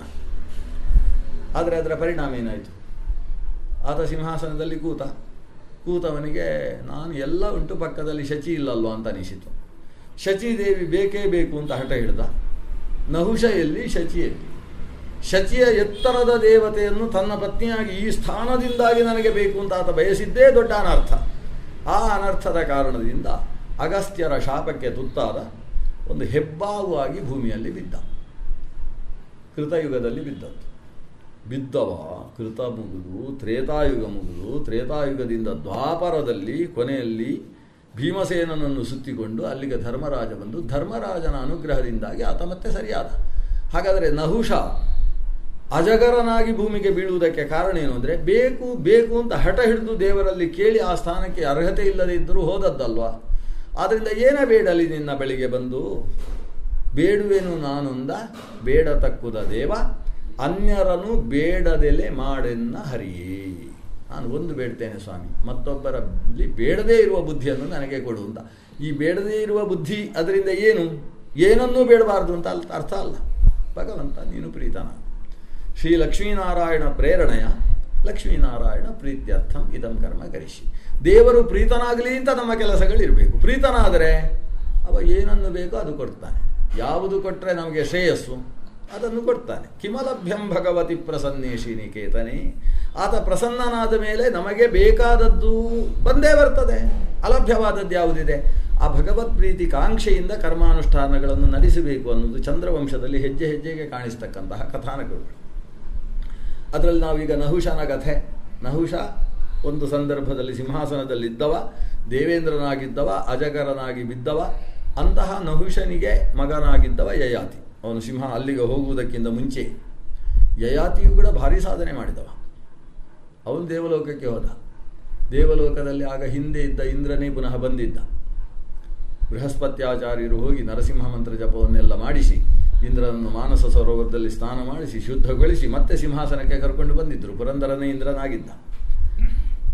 ಆ ಇಂದ್ರ ಯಯಾತಿ ಹತ್ರ ಹೀಗೆ ಮಾತಾಡ್ತಾ, ಭೂಲೋಕದಲ್ಲಿ ಬಹಳಷ್ಟು ಜನ ಮೇಲಕ್ಕೆ ಬಂದಿದ್ದಾರಲ್ವ, ಇದರಲ್ಲಿ ಭಾರೀ ಪುಣ್ಯ ಸಾಧನೆ ಮಾಡಿದವರು ಯಾರು ಅಂತ ಒಂದು ಯಯಾತಿ ಹತ್ರ ಪ್ರಶ್ನಿಸಿದರೆ ಯಯಾತಿ ಹೇಳ್ತಾನೆ, ಅವರು ಇವರು ಅವರು ಎಲ್ಲಕ್ಕಿಂತ ನಂದೇ ಸಿಕ್ಕಾಬಟ್ಟೆ ಅಂತ ಎಲ್ಲ ಹೇಳಿಕೊಂಡ. ಹೀಗೆ ಮಾಡಿದ್ದೇನೆ, ಹಾಗೆ ಮಾಡಿದ್ದೇನೆ. ಭರ್ರ ಭೂಮಿಗೆ ಬೀಳುವುದಕ್ಕೆ ಸುರಾದಂತೆ ಯಯಾತಿ. ಹಾಗೆ ಒಂದು ಕೀರ್ತಿತವಾದ ಪುಣ್ಯ ಹ್ರಾಸವಾಗ್ತದೆ ಅಂತ ಸಂಸ್ಕೃತದಲ್ಲಿ ಒಂದು ಮಾತಿದೆ. ಪುಣ್ಯ ಒಳ್ಳೆಯದೇ, ಆದರೆ ನಾನು ಅಂಥದ್ದು ಮಾಡಿದ್ದೇನೆ ಇಂಥದ್ದು ಮಾಡಿದ್ದೇನೆ ಅಂತ ಹೇಳಿದ ಕೂಡಲೇ ಆ ಪುಣ್ಯ ಎಲ್ಲ ಹ್ರಾಸ ಆಗ್ತದೆ. ಪುಣ್ಯದ ಬಲದಿಂದ ದೇವಲೋಕದ ಎತ್ತರಕ್ಕೇರಿದ್ದಂತಹ ಯಯಾತಿ ತಾನು ಮಾಡಿದ ಪುಣ್ಯವನ್ನು ಕೀರ್ತನೆ ಮಾಡಿದರಿಂದಾಗಿ ಅದೆಲ್ಲವೂ ಹ್ರಸಿತವಾಗಿ ಆತ ಭೂಮಿಗೆ ಬೀಳುವ ಪ್ರಸಂಗ ಬಂತು ಅಂತ. ಇದು ಯಯಾತಿ ಸತ್ತ ಮೇಲೆ ನಡೆದ ಘಟನೆ. ಬದುಕಿರುವಾಗ ಹಾಗಾದರೆ ಅಷ್ಟೊಂದು ಪುಣ್ಯ ಮಾಡಿದ್ದಲ್ವಾ? ಪುಣ್ಯ ಮಾಡುವುದು ಹೇಗೆ? ಆರಂಭದಲ್ಲಿ ಯಯಾತಿ ದೀರ್ಘಕಾಲದ ತನಕ ಮದುವೆ ಆಗಿರಲಿಲ್ಲ. ಯಯಾತಿ 36,000 ವರ್ಷ ಮದುವೆ ಆಗಿರಲಿಲ್ಲ. ಈಗ 36 ವರ್ಷ ಮದುವೆ ಆಗಲಿಲ್ಲ ಅಂದರೆ ಭಾರಿ ದೊಡ್ಡ ವಿಷಯ. ಈಗ ಹಾಗಲ್ಲ, ಇದು 36,000 ವರ್ಷ ಮದುವೆ ಆಗಲಿಲ್ಲ. ಆಮೇಲೆ ಅವನಿಗೆ ಒಂದು ಬ್ರಾಹ್ಮಣ ಹುಡುಗಿ ಗಂಟು ಬಿದ್ದದ್ದು. ಅವನು ಕ್ಷತ್ರಿಯ, ಪರಿಶುದ್ಧ ಸೂರ್ಯವಂಶದಲ್ಲಿ ಆವಿರ್ಭವಿಸಿದಂಥ ವ್ಯಕ್ತಿ. ಅವನಿಗೆ ಸಿಕ್ಕಿದ ಹುಡುಗಿ ಭಾರ್ಗವ ವಂಶದಲ್ಲಿ ಬಂದಳು. ಭೃಗುವಂಶದಲ್ಲಿ ಬಂದಿರತಕ್ಕಂಥ ಹುಡುಗಿ ದೇವಯಾನಿ ಅಂತ ಅವಳಿಗೆ ಹೆಸರು. ಅದು ಶುಕ್ರಾಚಾರ್ಯರ ಮಗಳು. ಶುಕ್ರಾಚಾರ್ಯರು ಅಂತ ಹೇಳಿದರೆ ಬೇಡ, ಅದು ಶುಕ್ರಾಚಾರ್ಯರು ಭೃಗುಗಳ ಮಕ್ಕಳು. ಆದ್ದರಿಂದ ಶುಕ್ರಾಚಾರ್ಯರ ಮಗಳಾದಂತಹ ದೇವಯಾನಿಯನ್ನು ಯಯಾತಿಗೆ ಅನಿವಾರ್ಯ ಕಾರಣಗಳಿಂದ ಮದುವೆ ಮಾಡಬೇಕಾದಂತಹ ಪ್ರಸಂಗ ಬಂತು. ಅನಿವಾರ್ಯ ಕಾರಣ ಏನು ಅಂತ ಹೇಳಿದರೆ, ಅವರಿಬ್ಬರು ಪ್ರೀತಿಸಿದ್ದು. ಈ ಮಗಳು ದೇವಯಾನಿ, ಅಪ್ಪ ನೀವು ಮದುವೆ ಮಾಡಿಕೊಳ್ಳಿಲ್ಲ ಅಂದರೆ ನಾನು ಆತ್ಮಹತ್ಯೆ ಮಾಡಿಕೊಳ್ತೇನೆ ಅಂತ ಹಠ ಹಿಡಿದದ್ದು. ಇದೆಲ್ಲ ಬ್ರಾಹ್ಮಣರ ಹುಡುಗಿಯರಲ್ಲಿ ಕೆಲವು ಸಮಸ್ಯೆಗಳಾದ. ಹಾಗಾಗಿ ಈ ಶುಕ್ರಾಚಾರ್ಯ ಅನಿವಾರ್ಯವಾಗಿ ತನ್ನ ಮಗಳಾದ ದೇವಯಾನಿಯನ್ನು ಕ್ಷತ್ರಿಯ ರಾಜಕುಮಾರನಾದಂತಹ ಯಯಾತಿಗೆ ಕೊಟ್ಟು ಮದುವೆ ಮಾಡಿದ. ಯಯಾತಿ ಈಕೆಯ ಜೊತೆಗೆ ಸಂಸಾರ ಮಾಡ್ತಾ ಇರುವಾಗಲೇ ಮತ್ತೊಂದು ಗೊತ್ತಾಗದೇ ಇದ್ದ ಹಾಗೆ ಮದುವೆ ಮಾಡಿಕೊಂಡ. ಯಾಕಂದರೆ ಇವಳ ಸಂಪ್ರದಾಯ ಅದು ಅವನಿಗೆ ಸರಿ ಹೋಗ್ತಿರಲಿಲ್ಲ. ಅವನ ಸಂಪ್ರದಾಯಕ್ಕೆ ಸರಿ ಹೋಗುವ ಹೆಣ್ಣು ಮಗಳು ಇವಳ ಜೊತೆಗೆ ಬಂದಿದ್ಲು. ಅದು ವೃಷಪರ್ವನ ಮಗಳು, ಶರ್ಮಿಷ್ಠೆ ಅಂತ ಆಕೆಯ ಹೆಸರು. ಇವಳು ಮದುವೆಯಾಗಿ ಹೋಗುವಾಗ ಅವಳನ್ನು ದಾಸಿಯಾಗಿ ಕರ್ಕೊಂಡು ಹೋದದ್ದು. ಅವಳು ನಿಜವಾಗಿ ರಾಜನ ಮಗಳು, ವೃಷಪರ್ವ ಅನ್ನೋ ದೈತ್ಯ ರಾಜನ ಮಗಳು. ಅವಳ ಜೊತೆಗೆ ಏನೋ ಗಲಾಟೆ ಆಗಿತ್ತು. ಅದಕ್ಕೋಸ್ಕರ ಕೊನೆಗೆ ನೀನು ದಾಸಿ ಆಗಬೇಕು ಅಂತೇಳಿ ರಾಜನಿಗೆ ಆದೇಶ ಕೊಟ್ಟು ಅವಳನ್ನು ದಾಸಿಯನ್ನಾಗಿ ಕರ್ಕೊಂಡು ಹೋದದ್ದು. ಕರ್ಕೊಂಡು ಹೋದರೆ ಅವಳನ್ನು ನೋಡಿದಾಗ ರಾಜನಿಗೆ ಇವಳನ್ನು ಮದುವೆ ಆಗಬೇಕು ಅಂತ ಅನಿಸಿತು. ಇದರ ಪರಿಣಾಮವಾಗಿ ಇವಳಿಗೆ ಗೊತ್ತಾಗದೇ ಇದ್ದ ಹಾಗೆ ಆಕೆಯನ್ನು ಗಾಂಧರ್ವ ವಿವಾಹ ಮಾಡಿಕೊಂಡದ್ದು. ಈಕೆಯನ್ನು ವಿಧಿಬದ್ಧವಾಗಿ ಪ್ರಾಜಾಪತ್ಯ ವಿವಾಹ ಮಾಡಿಕೊಂಡಿದ್ದಾನೆ. ಹೀಗೆ ವಿವಾಹ ಮಾಡಿಕೊಂಡವನಿಗೆ ಆಶ್ಚರ್ಯ ಅಂತ ಹೇಳಿದರೆ, ಸರಿಯಾಗಿ ಎಲ್ಲರಿಗೂ ಗೊತ್ತಾಗುವ ಹಾಗೆ ಮದುವೆಯಾದಂತಹ ದೇವಯಾನಿಯಲ್ಲಿ ಇಬ್ಬರೇ ಮಕ್ಕಳು, ಗುಟ್ಟು ಗುಟ್ಟಾಗಿ ಮದುವೆಯಾಗಿ ಅಲ್ಲಿ 3 ಜನ ಮಕ್ಕಳು. ಹೀಗೆ ಶರ್ಮಿಷ್ಠೆಯಲ್ಲಿ 3 ಜನ. ಯದುಂಚ ತುರ್ವಸುಂ ರಾಜ ದೇವಯಾನ್ಯಾಂ ಅಜೀಜನತ್ ದೃಕ್ಯುಂಚಾನುಂಚ ಪೂರುಂಚ ಶರ್ಮಿಷ್ಠಾಯಾಂ ಯಜಾಯತ. ದೇವಯಾನಿಯಲ್ಲಿ ಹುಟ್ಟಿದ ಮಕ್ಕಳಿಗೆ ಯದು ಮತ್ತು ತುರ್ವಸು ಅಂತ ಹೆಸರು. ಅಂದರೆ ಯದು ವಂಶ ಇಲ್ಲಿಂದ ಶುರುವಾಯಿತು ಅಂತ ನಮಗೆ ಗೊತ್ತಾಗಬೇಕು. ಯಯಾತಿಯ ಮಗನಾದಂತಹ ಯದು. ಪಾಂಡವರ ವಂಶ ಉಂಟಲ್ಲ, ಅದಕ್ಕೆ ಪುರುವಂಶ, ಪೂರ್ವಂಶ, ಪೌರವ ವಂಶ ಅಂತ ಕರೀತಾರೆ. ಆ ಪೂರು ಯಾರು? ಅವನು ಯಯಾತಿಯ ಮಗ. ಆದರೆ ಯಯಾತಿಗೆ ದೇವಯಾನಿಯಲ್ಲಿ ಆವಿರ್ಭವಿಸಿದ ಮಗ ಅಲ್ಲ, ಅದು ಶರ್ಮಿಷ್ಠೆಯಲ್ಲಿ ದೃಕ್ಯು, ಅನು ಮತ್ತು ಪೂರು ಅಂತ 3 ಜನ ಮಕ್ಕಳು. ಹೀಗೆ ಯಯಾತಿಗೆ ಒಟ್ಟು 5 ಜನ ಮಕ್ಕಳು. ಇಬ್ಬರೂ ಪತ್ನಿಯರ ಜೊತೆಗೆ ಒಂದು ಸಂದರ್ಭದಲ್ಲಿ ದೇವಯಾನಿಗೆ ಗೊತ್ತಾಗೋಯಿತು. ಆ 3 ಜನ ಮಕ್ಕಳು ಈ ಮಕ್ಕಳ ಜೊತೆ ಕಬಡ್ಡಿ ಆಡುವುದಕ್ಕೆ ಶುರು ಮಾಡಿದರು. ಆವಾಗ ಅವರೇ ಗೆಲ್ಲುವುದು, ಇವರು ಸೋಲುವುದು. ಆ ಹುಡುಗರು ಯಾರು ಅಂತ ಹೇಳಿದರೆ ಅದು ನಮ್ಮ ಅಪ್ಪ ಅಂತ ಹೇಳಿದರು. ಈ ವಿಷಯ ಗೊತ್ತಾದ ಕೂಡಲೇ ದೇವಯಾನಿಗೆ ಸಿಕ್ಕಾಬಟ್ಟೆ ಸಿಟ್ಟು ಬಂತು. ಸಿಟ್ಟು ಬಂದು ಏನು ಮಾಡಿದ್ಲು ಅಂದರೆ, ಮನೆಯಲ್ಲಿ ಹುಟ್ಟಿದ್ದ ಸೀರೆಯಲ್ಲೇ ತವರು ಮನೆಗೆ ಹೋದ್ದು ಅಂತ. ಅದನ್ನು ವೇದವ್ಯಾಸರು ಒತ್ತಿ ಹೇಳ್ತಾರೆ. ಏನಾದರೂ ಅರ್ಥ ಆಗ್ತದ? ಹೊಸ ಸಾಮಾನ್ಯ ತವರು ಮನೆಗೆ ಹೋಗುವಾಗ ಭಾರಿ ಒಳ್ಳೆ ಸೀರೆ ಉಟ್ಕೊಂಡು ಹೋಗುವುದು ಅಂತ ಲೆಕ್ಕ ಇವರು. ಅಂದರೆ ಗಂಡನ ಮನೆಯಲ್ಲಿ ಹೇಗೆ ಇರಲಿ, ತುಂಬ ಚೆನ್ನಾಗಿದ್ದೇವೆ ಅಂತ ತೋರಿಸಲಿಕ್ಕೆ ಅಲ್ಲಿಗೆ ಹೋಗುವುದು ಹಾಗೆ. ಆದರೆ ಆ ಮನೆಯಲ್ಲಿ ಸಾಮಾನ್ಯವಾಗಿ ಹುಟ್ಟಿದ್ದ ಸೀರೆಯಲ್ಲೇ ತವರು ಮನೆಗೆ ಹೊರಟಂತೆ ಅವಳು. ಅಷ್ಟು ಸಿಟ್ಟು. ನನ್ನ ಗಂಡ ನನಗೆ ಹೇಳದೆ ಹೋಗಿ ಹೋಗಿ ನನ್ನ ದಾಸಿಯಾದ ಆಕೆಯನ್ನು ಸರಿಯಾಗಿ ವಿವಾಹವಾಗಿ ಮಕ್ಕಳನ್ನು ಪಡೆದಿದ್ದಾನೆ ಅಂತ ಇಷ್ಟು ಸಿಟ್ಟಿನಿಂದ ತವರು ಮನೆಗೆ ಓಡಿ ಹೋಗಿದ್ದಾಳೆ. ಓಡಿ ಹೋದರೆ ಆ ಅಪ್ಪನೂ ಕೂಡ ಹಾಗೆ. ಈಗ ಹಿಂದೆ ಒಬ್ಬ ನಾವು ತವರು ಮನೆಗೆ ಓಡಿ ಹೋದ ಹೆಣ್ಣು ಮಗಳನ್ನು ನೋಡಿದ್ದೇವೆ ಸೂರ್ಯವಂಶದಲ್ಲಿ. ಸಂಜ್ಞಾದೇವಿ ಹೋದರೆ ಅಲ್ಲಿ ತ್ವಷ್ಟೃ ಪ್ರಜಾಪತಿ ಏನು ಮಾಡಿದ, ಗಂಡನಿಗೆ ಹೇಳಿ ಬರಲಿಲ್ಲ ಅಲ್ವ ನೀನು, ಮನೆಯಲ್ಲಿ ಜಾಗ ಇಲ್ಲ ಅಂತ ಕಳಿಸಿದ್ದ. ಇದು ಒಂದು ಕ್ರಮ ಇತ್ತು. ಆದರೆ ನಮ್ಮ ಶುಕ್ರಾಚಾರ್ಯರು ಮಗಳ ಮೇಲೆ ಎಂಥ ವ್ಯಾಮೋಹ, ಹಿಂದೆ ಕಚನ ಪ್ರಸಂಗದಲ್ಲೂ ಅದೇ ವ್ಯಾಮೋಹದಿಂದಲೇ ಸಮಸ್ಯೆ ಆಗಿತ್ತು. ಈಗ ಅದೇ ಶುಕ್ರಾಚಾರ್ಯರು ದೇವಯಾನಿ ಮನೆಗೆ ಬಂದ ಕೂಡಲೇ ಏನಾಯಿತು, ಏನು ಗಂಡ ಏನು ಮಾಡಿದ ಅಂತ ಕೇಳಿದ. ಅದಕ್ಕೆ ಗಂಡ ನನಗೆ ಹೇಳದೆ ಇನ್ನೊಂದು ಶರ್ಮಿಷ್ಠೆಯನ್ನು ಮದುವೆ ಆದ, ಅವನಿಗೆ ಮುಪ್ಪು ಬಂದು ಹೋಗಲಿ, ಅವನಲ್ಲಿದ್ದ ಶಕ್ತಿ ವೀರ್ಯವೆಲ್ಲವೂ ನಾಶವಾಗಿ ಹೋಗಲಿ ಅಂತ ಶಾಪಪಟ್ಟ. ಇದರ ಪರಿಣಾಮ ತನ್ನ ಮಗಳಿಗೆ ನಾಳೆ ಆಗುವುದು ಅಂತ ತಲೆ ಇರಲಿಲ್ಲ. ಈ ಶುಕ್ರಾಚಾರ್ಯರ ಅವಸರದ ತೀರ್ಮಾನ ಏನು ಅಂತ ಹೇಳಿದರೆ, ನನ್ನ ಅಳಿಯ ಆತ ಮುದುಕನಾಗಿ ಹೋಗಲಿ ಅಂತ ಶಾಪಪಟ್ಟ. ಇಲ್ಲಿ ಈಕೆ ಯಾವಾಗ ತವರು ಮನೆಗೆ ಓಡಿ ಹೋಗ್ತಾ ಇದ್ದಾಳೆ, ಇವನು ಬಿಡಲಿಲ್ಲ, ಬೆನ್ನತ್ತಿಕೊಂಡು ಬಂದ, ಅನುನಯ ಮಾಡಿಕೊಂಡು ನೀನು ಬೇಸರ ಮಾಡ್ಕೊಬೇಡ, ರಥ ಏರು, ರಥದಲ್ಲೇ ಹೋಗುವ ಅಂತ ಏನು ಹೇಳಿದ್ರು ಇವಳು ಕೇಳಲಿಲ್ಲ. ನಾವು ಓಡಿಕೊಂಡೇ ಬಂದದ್ದಂತೆ ಶುಕ್ರಾಚಾರ್ಯ ಮನೆಗೆ. ಬಂದು ಇವನು ಹಿಂಭಾಗದಲ್ಲಿ ಅನುನಯನ ಮಾಡಿಕೊಂಡು ಬರ್ತಾ ಇದ್ರು ಕೂಡ ಅವನಿಗೆ ಶಾಪ ಬಿತ್ತು. ಶಾಪ ಬಿದ್ದ ಕ್ಷಣದಲ್ಲೇ ತಲೆಗೂದಲು ಬೆಳ್ಳಗಾಯಿತು, ಚರ್ಮಗಳೆಲ್ಲ ಎಳೆದಾಗ ಮೇಲಕ್ಕೆ ಬರುವುದಕ್ಕೆ ಪ್ರಾರಂಭ ಆಯಿತು, ಎಲ್ಲ ನಜ್ಜುಗುಜ್ಜು ಶರೀರ ಉಂಟಾಯಿತು, ತಲೆ ತಲೆ ಕುಣಿಯುವುದಕ್ಕೆ ಶುರುವಾಯಿತು ಅಂತ ಹೇಳ್ತಾರೆ. ಮುದುಕರಾದಾಗ ಅಲ್ವಾ, ಈಗ ಏನೋ ಸ್ವಲ್ಪ ತಲೆ ಸ್ವಲ್ಪ ಕುಣಿಯುವುದಕ್ಕೆ ಶುರುವಾಯಿತಂತೆ, ಬೆನ್ನು ಬಾಗಿತಂತೆ. ಒಟ್ಟು ಆಕೆಯಲ್ಲಿ ಆತನಲ್ಲಿ ಮುಪ್ಪಿನ ಸರ್ವಲಕ್ಷಣಗಳು ಕಾಣಿಸಿಕೊಂಡಾಗ ಇವನು ಸುಮ್ಮನಿದ್ದ. ಯಾಕಂದರೆ ಈಗ ಈ ಶಾಪ ಕೊಟ್ಟ ಹೊತ್ತಿಗೆ ಇವರನ್ನು ಕ್ಷಮೆ ಕೇಳಿದರೆ ಎಲ್ಲ ಇವರಲ್ಲಿ ಸರಿಯಾಗೋದಿಲ್ಲ ಅಂತ ಹೇಳಿ ತಲೆ ತಗ್ಗಿಸಿಕೊಂಡು ಕೈ ಮುಕ್ಕೊಂಡು ಹಾಗೆ ಕೂತಿದ್ದ. ಸ್ವಲ್ಪ ಹೊತ್ತಾಯಿತು, ದೇವಯಾನಿ ನೋಡ್ತಾಳೆ ತನ್ನ ಗಂಡನನ್ನು. ಗಂಡ ಹೌದು ಅಲ್ಲೋ ಅಂತ ಅವಳಿಗೆ ಸಂಶಯ ಆಗೋದಕ್ಕೆ ಶುರುವಾಯಿತು. ಅಪ್ಪ ಏನು ಮಾಡಿಬಿಟ್ರಿ ಅಂತ ಅವಳೇ ಕೇಳ್ತಾಳೆ, ನನ್ನ ಗಂಡನಿಗೆ ಹೀಗೆ ಮಾಡಿಬಿಟ್ರಲ್ವಾ ಅಂತ. ಆಗ ದೇವಯಾನಿ ಹೋಗಿ ಕಾಲಿಗೆ ಬೀಳ್ತಾ, ಇವನೇ ಸ್ವತಃ ಯಯಾತಿ ಹೋಗಿ ಶುಕ್ರಾಚಾರ್ಯರ ಪಾದಕ್ಕೆ ಬಿದ್ದ. ಸ್ವಾಮಿ, ತಪ್ಪಾಗಿದೆ ನನ್ನಿಂದ, ತಪ್ಪಾಗುವುದರ ಹಿನ್ನೆಲೆ ಏನು ಅಂತ ಬಿಡಿಸಿ ಹೇಳಿದ. ಇವಳು ಈಕೆಯ ಜೊತೆಗೆ ದಾಸಿಯಾಗಿ ಬಂದದ್ದು ಹೌದು. ನಾನು ಆಕೆಯನ್ನು ಈ ಹಿಂದೆ ಗಮನಿಸಿದರೂ ಕೂಡ ತಮ್ಮ ಮಗಳನ್ನು ನಾನು ವಿವಾಹವಾದ ಮೇಲೆ ಈಕೆಗೆ ಅನ್ಯಾಯ ಮಾಡಬಾರ್ದು ಅಂತ ನಾನು ಆಕೆಯನ್ನು ಗಮನಿಸಲೇ ಇಲ್ಲ. ಆದರೆ ಅದೊಂದು ದಿವಸ ಶ್ರಾವಣ ಮಾಸದಲ್ಲಿ ಆಕೆ ನಾನು ಉಪವನಕ್ಕೆ ದೇವರ ಪೂಜೆಗೋಸ್ಕರ ಸ್ವತಃ ಪುಷ್ಪ ತರುವುದಕ್ಕೋಸ್ಕರ ಹೋದಂತಹ ಸಂದರ್ಭದಲ್ಲಿ ತಾನೇ ಸ್ವತಃ ಪುಷ್ಪಾದಿಗಳನ್ನೆಲ್ಲ ಸಂಗ್ರಹಿಸಿ ಪ್ರತಿನಿತ್ಯ ಸಿದ್ಧ ಮಾಡಿಕೊಂಡು ನನ್ನದೇ ಪ್ರತಿಮೆಯನ್ನಿಟ್ಟು ಆರಾಧನೆ ಮಾಡ್ತಾ ಇದ್ಲು. ಯಾರು ನೀನು ಅಂತ ಆಕೆಯಲ್ಲಿ ನಾನು ಪ್ರಶ್ನಿಸಿದೆ. ವೃಷಪರ್ವರಾಜನ ಮಗಳು, ನಾನು ಹೀಗೆ ಬಂದಿದ್ದೇನೆ, ದಾಸಿಯಾಗಿ ಕಾರಣದಿಂದ ಇಂಥ ಒಂದು ಘಟನೆ ನಡೆದಿದೆ ಅಂತ ಎಲ್ಲ ವಿವರಣೆಯನ್ನು ವಿವರಿಸಿದ್ಲು. ಆಕೆಯದ್ದು ತಪ್ಪಿಲ್ಲ ಅಂತ ನನಗೆ ಅನಿಸಿತು. ಈ ನಿಮ್ಮ ಮಗಳ ಅಹಂಕಾರದಿಂದ ಘಟಿಸಿದಂತಹ ಘಟನೆ ಅಂತ ಗೊತ್ತಾಯಿತು. ದೊಡ್ಡ ವಿಷಯ ಇದು. ದೇವಯಾನಿಯ ಅಹಂಕಾರದಿಂದ ಅವತ್ತು ಏನಾಯಿತು ಅನ್ನೋದನ್ನು ಆತ ಬಿಡಿಸಿ ಹೇಳಿದ. ಇದರಲ್ಲಿ ಮೂಲ ತಪ್ಪಿರುವುದೇ ದೇವಯಾನಿಯದ್ದು. ಶರ್ಮಿಷ್ಠೆಯದ್ದು ಅಲ್ಪವೂ ಅಪರಾಧ ಇಲ್ಲ, ಅಂಥ ಘಟನೆ ನಡೆದಿದೆ. ಅದನ್ನೆಲ್ಲ ತಿಳಿದಂತಹ ನಾನು ದೇವಯಾನಿಯ ಅಹಂಕಾರದಿಂದ ಘಟಿಸಿದ್ದು ಹೌದು ಅಂತ ಅಷ್ಟು ದಿವಸ ಆಕೆಯ ಜೊತೆಗೆ ಸಂಸಾರ ಮಾಡಿದ್ರಿಂದ ನನಗೆ ಅರ್ಥ ಆಗಿತ್ತು, ಅವಳು ಎಂಥ ಅಹಂಕಾರದ ಹುಡುಗಿ ಅಂತ ಅರ್ಥ ಆಗಿತ್ತು. ಆ ಕಾರಣದಿಂದ ಅವಳು ಭಿಕ್ಷೆ ಕೇಳ್ತಾಳೆ ನನ್ನ ಹತ್ರ, ನನಗೆ ಸಂತಾನ ಭಾಗ್ಯವನ್ನು ತಾವು ಕರುಣಿಸಬೇಕು ಅಂತ. ಆ ಭಿಕ್ಷೆಯನ್ನು ಕೊಡುವಂಥದ್ದು ರಾಜನಾದ ನನ್ನ ಧರ್ಮ ಅಂತ ಉಪನಿಷತ್ತನ್ನು ಆತ ಉಲ್ಲೇಖ ಮಾಡಿ, ಯಾರು ನನ್ನನ್ನು ಅಭಿಕಾಂಕ್ಷಿಸ್ತಾರೆ, ಸಮರ್ಥನಾಗಿ ಯೋಗ್ಯವಾಗಿದ್ದರೆ ಅಲ್ಲಿ ದಯಪಾಲಿಸಬೇಕು ಅನ್ನುವ ವಿಧಿಯನ್ನು ಅನುಸರಿಸಿ ನಾನು ಗಾಂಧರ್ವ ಅನ್ನುವ ಕ್ಷತ್ರಿಯೋಚಿತವಾದ ವಿವಾಹ ವಿಧಾನದಿಂದ ಆಕೆಯನ್ನು ವಿವಾಹವಾಗಿ ಮಕ್ಕಳನ್ನು ಪಡೆದದ್ದು ಹೌದು ಸ್ವಾಮಿ. ಇದರಲ್ಲಿ ನಾನು ಕ್ಷತ್ರಿಯ ಧರ್ಮದಲ್ಲಿ ಕಿಂಚಿತ್ತೂ ವಂಚನೆ ಮಾಡಲಿಲ್ಲ ಅನ್ನುವ ವಿಶ್ವಾಸ ನನ್ನಲ್ಲಿದೆ. ಆದರೂ ನನ್ನ ಧರ್ಮ ಎಲ್ಲಿ ಹ್ರಸಿತವಾಗಿದೆ ಅಂತ ಗೊತ್ತಾಗ್ತಾ ಇಲ್ಲ. ಈ ರೀತಿಯ ದೌರ್ಭಾಗ್ಯ ನನ್ನ ಶರೀರಕ್ಕೆ ಜರೆ ಬಂದು ಅಂಟಿತಲ್ವೋ ಅಂತ ಕೇಳಿಕೊಳ್ತಾನೆ.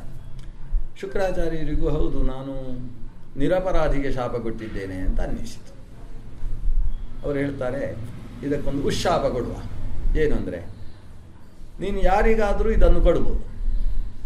ಯಾರಿಗಾದರೂ ಅಂತ ಹೇಳಿದರೆ ಕೊನೆಗೆ ದೇವಯಾನಿ ಹತ್ರ ನೀನು ತೆಗೋತೀಯ ಅಂತ ಕೇಳುವುದಲ್ಲ, ನಿನ್ನ ಮಕ್ಕಳ ಹತ್ರ ಮಾತ್ರ, ಬೇರೆ ಪ್ರಜೆಗಳ ಹತ್ರವೂ ಆಗುವುದಿಲ್ಲ. ವಿನಿಮಯಕ್ಕೊಂದು ಅವಕಾಶ ಇದೆ.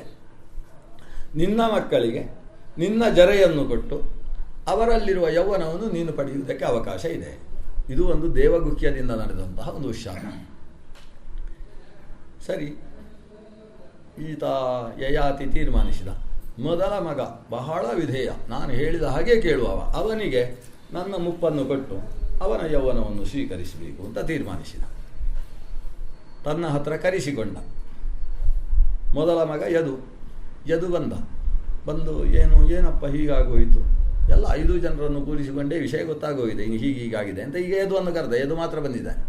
ಯದುವಿನ ಹತ್ರ ಹೇಳ್ತಾನೆ, ಒಂದು ಅವಕಾಶ ಕೊಟ್ಟಿದ್ದಾರೆ ಗುರುಗಳು, ನನ್ನ ಮಾವ, ನೀನು ನನ್ನ ಮುಪ್ಪನ್ನು ತೆಗೊಳ್ಳಬೇಕು. ಅತಿ ಶೀಘ್ರದಲ್ಲಿ ನನಗೆ ಸಾಕು ಅಂತ ಅನಿಸಿದಾಗ ನಾನು ಮತ್ತೆ ಯೌವನ ನಿನಗೆ ಕೊಟ್ಟು ಮುಪ್ಪು ನಾನು ಸ್ವೀಕರಿಸಿ ನಾನು ವಾನಪ್ರಸ್ಥಕ್ಕೆ ಹೊರಡ್ತೇನೆ. ಆದರೆ ಇವತ್ತಿಗೆ ನನಗೆ ಸಂಸಾರದಲ್ಲಿರತಕ್ಕಂತಹ ಸೌಖ್ಯದ ಅನುಭವದಲ್ಲಿ ಅಲಂಬುದ್ಧಿ ಬರಲಿಲ್ಲ, ಸಾಕು ಅಂತ ಅನಿಸಲಿಲ್ಲ, ಅದಕ್ಕೋಸ್ಕರ ಕೊಡಬೇಕು. ತಂದೆಯಾಗಿ ಮಗನಾದ ನಿನ್ನಲ್ಲಿ ಕೇಳ್ತಾ ಇದ್ದೇನೆ ಅಂತ. ಮಗ ಹೇಳ್ತಾನೆ, ಸರಿ ನೀವು ಕೇಳ್ತಾ ಇರುವುದು, ಆದರೆ ಕೊಡುವುದಕ್ಕಾಗುವುದಿಲ್ಲ ಅಂತ ಹೇಳ್ತಾನೆ. ಯಾಕೆ ಅಂತೇಳಿದರೆ, ದೇವರು ನಮಗೆ ಕೊಟ್ಟಂತಹ ಯೌವನದ ಶರೀರ ಅದು ಪರಮ ಭಾಗ್ಯ. ಈ ಕಾಲದಲ್ಲಿ ನಾವು ಈ ಶರೀರದಿಂದ ಏನೇನು ಧರ್ಮಾನುಷ್ಠಾನ ಮಾಡಬೇಕು ಅದನ್ನು ಮಾಡಬೇಕು. ಧರ್ಮಾನುಷ್ಠಾನದ ಬಗ್ಗೆ ಮಾತಾಡ್ತಾನೆ. ಏಕಾದಶಿ ಉಪವಾಸ ಮಾಡಬೇಕು, ಸಾಧ್ಯ ಆದರೆ ಭೀಷ್ಮ ಪಂಚಕ ಮಾಡಬೇಕು, ಇಲ್ಲ ಮಧ್ಯದಲ್ಲಿ ಒಂದು ಧಾರಣ ಪಾರಣ ವ್ರತವನ್ನು ಮಾಡಬೇಕು. ಒಟ್ಟಿನಲ್ಲಿ ಈ ಯೌವನದಲ್ಲಿ ಸಾಧಿಸುವಷ್ಟು ಧರ್ಮಾನುಷ್ಠಾನ ಬೇರೆ ಯಾವ ಕಾಲದಲ್ಲಿ ಮಾಡಲಿಕ್ಕಾಗ್ತದೆ. ಹಾಗೆ ಅಂತೇಳಿ ನಿಮ್ಮ ಈ ಶರೀರ ತೆಗೊಂಡು ಮುಪ್ಪು ಬಂತು ಅಂತಾದರೆ ಏಕಾದಶಿಯು ಸ್ವಲ್ಪ ಜ್ಯೂಸ್ ಕುಡಿಬೇಕಾಗ್ತದೆ, ಕಷ್ಟ ಆಗ್ತದೆ. ಅದು ಸಾಧನೆ ಮಾಡಲಿಕ್ಕೆ ಆಗುವುದಿಲ್ಲ. ಸಾಧನೆ ಮಾಡುವುದಕ್ಕೆ ಅನುಕೂಲವಾದ ಶರೀರವೇ ಇದು. ಇಂತಹ ದೇವರು ಕೊಟ್ಟ ಶರೀರವನ್ನು ನಾನು ಅಪ್ಪನಿಗೆ ಕೊಟ್ಟರೆ ಅದು ದೇವರಿಗೆ ಅನ್ಯಾಯ ಮಾಡಿದ ಹಾಗಲ್ವೋ ಅಂತ ಇವ ವೇದಾಂತ ಮಾತಾಡ್ತಾನೆ. ಅಪ್ಪನಿಗೆ ಅರ್ಥ ಆಗ್ತದೆ, ಆಗದೇ ಇರ್ತದಾ? ಇವನಿಗೆ ಕೊಡುವುದಕ್ಕೆ ಮನಸ್ಸಿಲ್ಲ, ತಂದೆಗೂ ಕೊಡುವುದಕ್ಕೆ ಮನಸ್ಸಿಲ್ಲ. ಅದನ್ನು ಧರ್ಮಶಾಸ್ತ್ರದ ಒಂದು ಮುಖವನ್ನಿಟ್ಟುಕೊಂಡು ತನ್ನ ಅಕಾಮನೆಯನ್ನು, ಅಂದರೆ ಕೊಡಬಾರದು ಅನ್ನುವ ಮನಸ್ಥಿತಿಯನ್ನು ಒಂದು ಧರ್ಮಶಾಸ್ತ್ರದಲ್ಲಿ ಮುಚ್ಚುವ ಕೆಲಸ ಮಾಡ್ತಾ ಇದ್ದಾನಲ್ಲ ಇವ. ಯಾತ ಹೇಳ್ತಾನೆ, ಸಾಕು ನಿಲ್ಲಿಸು ಅಂತ ಹೇಳ್ತಾನೆ. ನೀನು ಓದಿದ್ದಕ್ಕಿಂತ ಜಾಸ್ತಿ ನಾನು ಓದಿದ್ದೆ, ವಿಷಯಗಳೆಲ್ಲ ನನಗೆ ಗೊತ್ತು, ನನಗೆ ನೀನು ಬುದ್ಧಿವಾದ ಹೇಳಬೇಕಾಗಿಲ್ಲ. ಕೊಡ್ತೀಯೋ ಇಲ್ಲವೋ ಅಷ್ಟೇ, ಅಸ್ತಿ ಅಸ್ತು, ನಾಸ್ತಿ ಇಲ್ಲ ನಮಾಸ್ತು, ಅಷ್ಟೇ ಉತ್ತರ ಹೇಳಬೇಕು. ಆಗೋದಿಲ್ಲ ಅಂತ ಹೇಳಿದ. ನಿನಗೆ ಈ ಸಿಂಹಾಸನದಲ್ಲಿ ಅಧಿಕಾರ ಇಲ್ಲ ಅಂತ ನನ್ನ ಅಪ್ಪನ ಮಾತನ್ನು ನೆರವೇರಿಸದೇ ಇದ್ದ ನಮ್ಮ ವಂಶದಲ್ಲಿ ಹುಟ್ಟಿದ ಮಗ ಅವ ಮಗನೇ ಅಲ್ಲ, ಅದರಿಂದ ಸಿಂಹಾಸನದಲ್ಲಿ ಕೂಡ ಅಧಿಕಾರ ಇಲ್ಲ ಅಂತ ಹೇಳಿದ. ನಂತರ ಮತ್ತೆ ಎರಡನೆಯವನನ್ನು ಕರೆದ, ತುರ್ವಸುವಿನದ್ದು ಇದೆ. ಅವನ ನಿರಾಕರಣೆಯ ಕ್ರಮ ಮಾತ್ರ ಬೇರೆ. ಅವನು ಈ ಧರ್ಮಶಾಸ್ತ್ರವನ್ನೆಲ್ಲ ಇಟ್ಟುಕೊಂಡು ನಿರಾಕರಣೆ ಮಾಡುವುದಿಲ್ಲ. ಅವನ ನಿರಾಕರಣೆ ಏನು ಅಂತ ಹೇಳಿದರೆ, ತಂದೆಗೆ ಧರ್ಮೋಪದೇಶ. ಈ ಮುಪ್ಪು ಅನ್ನೋದು ಅಸಾಮಾನ್ಯವಾದದ್ದಪ್ಪ. ಮುಪ್ಪು ಬಂದಾಗ ಮನುಷ್ಯನಿಗೆ ವೈರಾಗ್ಯ ಬರ್ತದೆ. ಯಾವುದು ಬೇಡ ಅಂತ ಅನಿಸುತ್ತೆ. ನಾವು ಬದುಕುವುದೇ ವೈರಾಗ್ಯಕ್ಕೋಸ್ಕರ. ನಾವು ಇನ್ನೊಂದನ್ನು ತಿನ್ನುವುದು ಯಾಕೆ? ಸಾಕು ಅಂತ ಅನಿಸ್ಲಿಂತಲ್ವ ತಿನ್ನುವುದು. ಸಾಕು ಅಂತ ಅನಿಸುವುದಕ್ಕೆ ವೈರಾಗ್ಯ ಅಂತ ಹೆಸರು. ಈ ಮುಪ್ಪು ಬಂದರೆ ಅವನಿಗೆ ಯಾವುದು ಬೇಡ ಅಂತ ಅನಿಸುತ್ತೆ. ಯಾಕಂದರೆ ಮಾವಿನಕಾಯಿ ಹುಳಿ ಅಂತೇಳಿ ಅದು ತಿನ್ನಲಿಕ್ಕೆ ಆಗೋದಿಲ್ಲ. ಈಗ ಬಾಳೆಹಣ್ಣು ತಿಂದರೆ ಅದು ಜೀರ್ಣ ಜಾಸ್ತಿಯಾಗಿ ಆಗಾಗ ಹಸಿವಾಗ್ತದೆ, ಅದು ತಿನ್ನಲಿಕ್ಕಾಗ. ಒಟ್ಟಂದದಲ್ಲಿ ಸರ್ವ ವೈರಾಗ್ಯ ಉಂಟಾಗುವಂತಹ ಇದು ದೇವರು ಕೊಡುವ ಒಂದು ದೊಡ್ಡ ಸೌಭಾಗ್ಯ. ಅದನ್ನು ಹೋಗಿ ನೀವು ಮಕ್ಕಳಿಗೆ ಕೊಟ್ಟು ಮಕ್ಕಳ ಯೌವನ ತಗೊಂಡು ಮತ್ತೆ ಹಾಳಾಗುವ ಕೆಲಸ ಮಾಡ್ತೀರಲ್ವ ಅಂತ ಹೀಗೆ ಉಪದೇಶ ಮಗಂದು, ಎರಡನೇ ಮಗಂದು. ಇದನ್ನು ಯಾತಿ ಅರ್ಥ ಮಾಡ್ಕೊಳ್ತಾನೆ ಅಂದರೆ, ಅವರ ಮನಸ್ಸು ಏನು, ಮಾತು ಏನು. ಮಾತಿಗೂ ಮನಸ್ಸಿಗೂ ಸಂಬಂಧ ಇರುವುದಿಲ್ಲ. ತಮ್ಮ ಮನಸ್ಸಿನಲ್ಲಿರತಕ್ಕಂತಹ ಒಂದು ಅಭಿಪ್ರಾಯವನ್ನು ತಾನು ಸುಭಗ ಅಂತ ತಿಳಿಸುವ ದೃಷ್ಟಿಯಲ್ಲಿ ಮಾತುಗಳನ್ನು ಜೋಡಿಸುವಂಥದ್ದು ಮನುಷ್ಯನ ಸೈಕಾಲಜಿ ಅಲ್ವಾ. ಅದನ್ನು ಅರ್ಥ ಮಾಡಿಕೊಂಡಂತಹ ಯಯಾತಿ ಅವನಿಗೂ ಹೇಳಿದ, ನಿನಗೂ ಸಿಂಹಾಸನದಲ್ಲಿ ಅಧಿಕಾರ ಇಲ್ಲಪ್ಪ. ಮೂರನೆಯವ ದೃಕ್ಯು ಅನ್ನೋಗೆ ಅರ್ಥ. ಈ ದೃಕ್ಯು, ತುರ್ವಸು, ಅನು ಇವ್ರದ್ದೆಲ್ಲ ಆ ಶಬ್ದಕ್ಕೊಂದು ಅರ್ಥ ಇದೆ. ಅದಕ್ಕೆ ಅನುಗುಣವಾದ ಅವರ ಮನಸ್ಥಿತಿಯೂ ಇರ್ತದೆ. ದೃಕ್ಯು ಅನ್ನೋಗಾದರೆ ಅವ ಹೇಳ್ತಾನೆ, ನೀವು ದ್ರೋಹ ಮಾಡ್ತಾ ಇದ್ದೀರಿ. ಇದು ಮಕ್ಕಳ ಮೇಲೆ ಯಾವತ್ತೂ ಅಪ್ಪನಿಗೆ ಅತ್ಯಂತ ಪ್ರೀತಿ ಇರಬೇಕು. ಮಕ್ಕಳು ಚೆನ್ನಾಗಿರುವುದನ್ನು ನೋಡಿ ತಂದೆ ತಾಯಿಯರು ಖುಷಿ ಪಡಬೇಕು.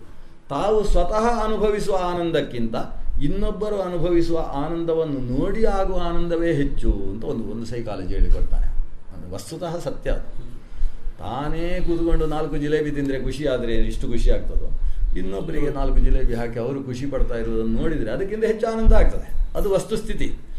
ಇನ್ನೊಬ್ಬರಿಗೆ ಕೊಡುವುದರಲ್ಲಿ ಸಿಗುವ ಆನಂದ ತಾವೇ ನುಂಗುವುದರಲ್ಲಿ ವಸ್ತುತಃ ಇಲ್ಲ. ಅದನ್ನು ಶಾಸ್ತ್ರೀಯವಾದ ವಿಷಯವನ್ನೇ ಸ್ಪಷ್ಟ ಹೇಳಿದ. ನಾವೆಲ್ಲ ಮಕ್ಕಳು ಒಂದು ಖುಷಿ ಪಟ್ಟಾಗ ಮಕ್ಕಳಿಗೆ ಒಂದು ಮದುವೆ ಮಾಡಿ ಅವರು ಆನಂದವಾಗಿ ಬದುಕ್ತಾರೆ ಅಂದರೆ ಅಪ್ಪ ಅಮ್ಮನಿಗೆ ಎಂಥ ಖುಷಿ ಇರ್ತದೆ. ಅದು ಬಿಟ್ಟು ಮಕ್ಕಳು ಮುದುಕರಾಗಿ ಅಪ್ಪ ಯೌವನದಲ್ಲಿದ್ದರೆ ಆ ಅಪ್ಪ ಆನಂದದಲ್ಲಿರಲಿಕ್ಕೆ ಆಗ್ತದ? ಇದರಲ್ಲಿ ಇತಿಹಾಸ ಒಂದಿದೆ, ಭಕ್ತಿದೇವಿಯ ಇತಿಹಾಸ. ಭಕ್ತಿದೇವಿಗೆ 3 ಜನ ಮಕ್ಕಳು, ಜ್ಞಾನ ಭಕ್ತಿ ವೈರಾಗ್ಯ. ಈ ಭಕ್ತಿದೇವಿಯ ಮಕ್ಕಳು ಜ್ಞಾನ ಮತ್ತು ವೈರಾಗ್ಯ ಇಬ್ಬರು ಅಂತ. ಈ ಜ್ಞಾನ ವೈರಾಗ್ಯ ಇಬ್ಬರು ಕೂಡ ಸಿಕ್ಕಾಪಟ್ಟೆ ಏಳುವುದಕ್ಕೆ ಸಾಧ್ಯ ಇಲ್ಲ, ಅಷ್ಟು ಮುದುಕರಾಗಿ ಬಿದ್ದಿದ್ದಾರಂತೆ. ಈ ಭಕ್ತಿದೇವಿ ಮಾತ್ರ ಯುವತಿಯಾಗಿದ್ದಾಳಂತೆ. ಅವಳು ಕಣ್ಣೀರು ಹಾಕ್ತಾ ಇದ್ದಾಳೆ. ನಾರದರು ಬರ್ತಾರೆ. ನಾರದರು ಬಂದು, ಯಾಕೆ ಅಳ್ತಾ ಇದ್ದಿ? ಅಲ್ಲ, ಪ್ರಪಂಚದಲ್ಲಿ ಮುದುಕಿಯಾದ ಅಮ್ಮ ಯುವಕರಾದ ಮಕ್ಕಳು ಅಂತ ಕೇಳಿದ್ದೇವೆ ಸ್ವಾಮಿ, ಆದರೆ ನಮ್ಮದೊಂದು ವಿಪರೀತ ಸ್ಥಿತಿಯಾಗಿ ಹೋಗಿದೆ ಅಲ್ವ. ಯುವತಿಯಾದ ಅಮ್ಮ, ಮುದುಕರಾದ ಇಬ್ಬರು ಮಕ್ಕಳು, ಹೇಗೆ ನಾನು ಆನಂದದಲ್ಲಿರುವುದು ಅಂತ ಅವಳು ಕೇಳ್ತಾಳೆ. ಕೊನೆಗೆ ಅವರಿಗೆ ಯೌವನ ಬರುವುದಕ್ಕೆ ಭಾಗವತ ಸಪ್ತಾಹ ಮಾಡಿದರು ಅಂತ ಸನಕಾದಿಗಳ ಕಥೆ ಉಂಟು. ಭಾಗವತ ಸಪ್ತಾಹದಿಂದ ಜ್ಞಾನಭಕ್ತಿ ವೈರಾಗ್ಯಗಳು ಮುಪ್ಪುಗೊಂಡಿದ್ದರೂ ಕೂಡ ಮತ್ತೆ ಯುವಕರಾಗ್ತಾರೆ ಅಂತ ಹೇಳುವಂಥ ಒಂದು ಕಥೆ ಅದು. ಹಾಗೆ ಇಲ್ಲಿ ಏನಾಯಿತು, ಯುವಕರಾದಂತಹ ನಾವು ಮುದುಕರಾಗಿ ಹೋದರೆ ಅಪ್ಪ ನೀವೇನು ಆನಂದದಲ್ಲಿ ಇರ್ತೀರಿ, ಮಕ್ಕಳು ಮುಪ್ಪಾಗಿ ಹೋಗಿದ್ದಾರೆ ಅಂತ ದುಃಖ ಅಲ್ವಾ. ಆದ್ದರಿಂದ ಈ ರೀತಿಯೆಲ್ಲ ಕೇಳಬಾರ್ದು ಅಂತ ಹೇಳ್ತಾನೆ. ಅಲ್ಲಿಂದ ಬೆನ್ನು ತೋರಿಸಿ ಹೋಗೇ ಬಿಟ್ಟವ. ನಾನು ಕೊಡೋಲ್ಲ ಅನ್ನೋ ಮಾತು ಹೇಳಲಿಲ್ಲ ಅವನಿಗೆ. ಅವನ ಅನುಪಸ್ಥಿತಿಯಲ್ಲಿ ನಿನಗೂ ಸಿಂಹಾಸನದ ಅಧಿಕಾರ ಇಲ್ಲ ಮಗನೇ ಅಂತ ಈ ಅಪ್ಪ ಹೇಳಿದ. ಅನುವಿನ ಪರಿಸ್ಥಿತಿಯು ಹಾಗೆ. ಕೊನೆಗೆ ಪುರು ಬಂದ ಅಲ್ವಾ, ಕೊನೆಯ ಪುರು. ಅನುವಿನ ಪರಿಸ್ಥಿತಿ ಹೇಗೆ ಅಂದರೆ, ಅಪ್ಪ ಹೇಳಿದ್ದನ್ನು ಒಪ್ಪಿಕೊಳ್ತಾನೆ. ಅನು ಅಂದರೆ ಅನುಸತ್ಯ ಗಚ್ಚತಿ ಇತಿ ಅನು. ಅವನು ಅಪ್ಪ ಹೇಳಿದ್ದು ನೀವು ಹೇಳಿದ ಮೇಲೆ ಮುಗೀತಪ್ಪ, ಆದರೆ ಈಗ ಬೇಡ, ಒಂದು 10 ವರ್ಷ ಹೋಗಲಿ ಅಂತ ಹೇಳ್ತಾನೆ. ಇದು ಒಂದು ಕ್ರಮ ಅಂತೆ. ಯಾರಾದರೂ ಕೇಳಿದರೆ ಯಸ್ಯ ಕಿಂಚಿನ್ ನದಾತವ್ಯಂ ತಸ್ಯ ದೇಯಂ ಕಿಮುತ್ತರಂ ಅಂತ. ಅವರಿಗೇನೋ ಕೊಡಲಿಕ್ಕೆ ಮನಸ್ಸಿಲ್ಲ. ನನಗೆ ಒಂದು 10,000 ಕೊಡಿ, ನಾಳೆ ಕೊಡ್ತೇನೆ ಅಂತ ಬಂದಿದ್ದಾರೆ. ಆದರೆ ಅವನಿಗೆ ಕೊಡಬಾರ್ದು ಅಂತ ಉಂಟು ಇವನ ಮನಸ್ಸಲ್ಲಿ. ಹಾಗೆ ಅಂತೇಳಿ ಕೊಡ್ಲಿಕ್ಕೆ ಆಗುವುದಿಲ್ಲ ಅಂತ ಹೇಳಿದರೆ ಅವನಿಗೆ ಗೊತ್ತು, ಇವನು ಕೋಟ್ಯಾಧೀಶ ಅಂತ ಗೊತ್ತು. ಕೊಡ್ಲಿಕ್ಕೆ ಆಗೋಲ್ಲ ಅಂತ ಹೇಳಿದರೆ ಇವನಿಗೆ ಜಿಪುಣತನ ಅಥವಾ ನನ್ನ ಮೇಲೆ ಸಿಟ್ಟು, ಹೀಗೇನು ಅನ್ಕೋತಾನೆ, ರಗಳೆ ಆಗ್ತದೆ. ಆಗೋಲ್ಲ ಅಂತ ಹೇಳಬಾರ್ದಂತೆ. ಮತ್ತೆ ಏನು ಹೇಳಬೇಕು ಅವನಿಗೆ ಉತ್ತರ? ಕಿಂಚಿನ್ ನದಾತವ್ಯಂ ಕಿಮುತ್ತರಂ ದೇಯಂ ಅಂತ ಪ್ರಶ್ನೆ. ಅದಕ್ಕೆ ಅವನು ಉತ್ತರ ಕೊಡುವುದು, ಇವತ್ತು ಕೊಡುವುದಾ? ಇವತ್ತು ಶುಕ್ರವಾರ ಅಲ್ಲ, ಇವತ್ತು ಶುಕ್ರವಾರ ಕೊಡ್ಲಿಕ್ಕೆ ಆಗೋಲ್ಲ ಅಂತ ಹೇಳಬೇಕಂತ. ಇವತ್ತಿನ ದಿವಸ ಕೊಡ್ಲಿಕ್ಕೆ ಆಗೋದಿಲ್ಲ, ನಾಳೆ ಬಾ ಅಂತ ಹೇಳಿ. ನಾಳೆ ಬರ್ತಾನೆ ಅವ, ಸಮಯಕ್ಕೆ ಸರಿಯಾಗಿ ಬರ್ತಾನೆ. ಬ್ಯಾಂಕಿಂದ ತೆಗಿಲಿಕ್ಕೆ ಆಗಲಿಲ್ಲ, ಆದರೆ ಇವತ್ತು ಅದು ಆನ್ಲೈನ್ ಪೇಮೆಂಟ್ ಮಾಡಿಬಿಡಿ ಅಂತ ಹೇಳ್ತಾರೆ. ಈ ಸಮಸ್ಯೆಗಳು ಅದಕ್ಕೆಲ್ಲ ಉತ್ತರ ಬದಲೇ ಕಂಡು ಹಿಡ್ಕೊಳ್ಬೇಕು. ಇದು ಇವತ್ತು ಸಾಧ್ಯ ಆಗಲಿಕ್ಕಿಲ್ಲ, ನಾಳೆ ಬಾ ಅಂತ. ಮತ್ತೆ ಮರುದಿವಸ ನಾಳೆ ಬಂದರೆ ನಾನು ಇವತ್ತು ಸಾಯಂಕಾಲ ಬರಲಿಕ್ಕೆ ಹೇಳಿದ್ದು, ಅಷ್ಟು ಬೇಗ ಬರುವುದಾ ನೀನು ಅಂತ ಹೇಳಬೇಕು. ಅವನಿಗೇನು ಉತ್ತರ ಕೊಡಬೇಕು ಅಂದರೆ, ಅದ್ಯ ಸಾಯಂ ಪುನಃ ಸಾಯಂ ಸಾಯಂ ಪ್ರಾತಃ ಪುನಃ ಪುನಃ. ಒಂದು 3 ಸಲ ಬರ್ತಾನೆ. 4ನೇ ಸಲ ಅರ್ಥ ಆಗ್ತದೆ, ಇವನ ಹತ್ರ ಹೋಗುದು ಒಂದೇ ಬಿಡುವುದು ಒಂದೇ ಅಂತ ಗೊತ್ತಾಗಿ ಸುಮ್ಮನೆ ಆಗ್ತಾನೆ. ಅಂತೂ ನಾನು ನಾಸ್ತಿ ಅಂತ ಹೇಳಲಿಲ್ಲಲ್ವ, ಬದುಕ್ತೇನೆ ಅಂತ ಒಂದು ಅರ್ಥ. ಇದು ವಂಚನೆ, ನಿಜವಾಗಿ ಪ್ರಾಮಾಣಿಕ ವ್ಯವಹಾರ ಅಲ್ಲ. ಇದು ಬೃಹಸ್ಪತಿ ನೀತಿ ಅಲ್ಲ, ಇದು ಶುಕ್ರ ನೀತಿ. ಆದರೆ ಕೊಡಬಾರ್ದು ಅಂತ ಹೇಳುವುದನ್ನು ಅವನು ಕೇಳಿದ ಕೂಡಲೇ ನನ್ನಿಂದ ಸಾಧ್ಯ ಇಲ್ಲ ಅಂತ ಖಂಡಿತವಾದಿಯಾಗಿ ಹೇಳಿದರೆ, ಖಂಡಿತವಾದಿ ಲೋಕ ವಿರೋಧಿ ಅಂತ ಒಂದು ಗಾದೆ ಇದೆ.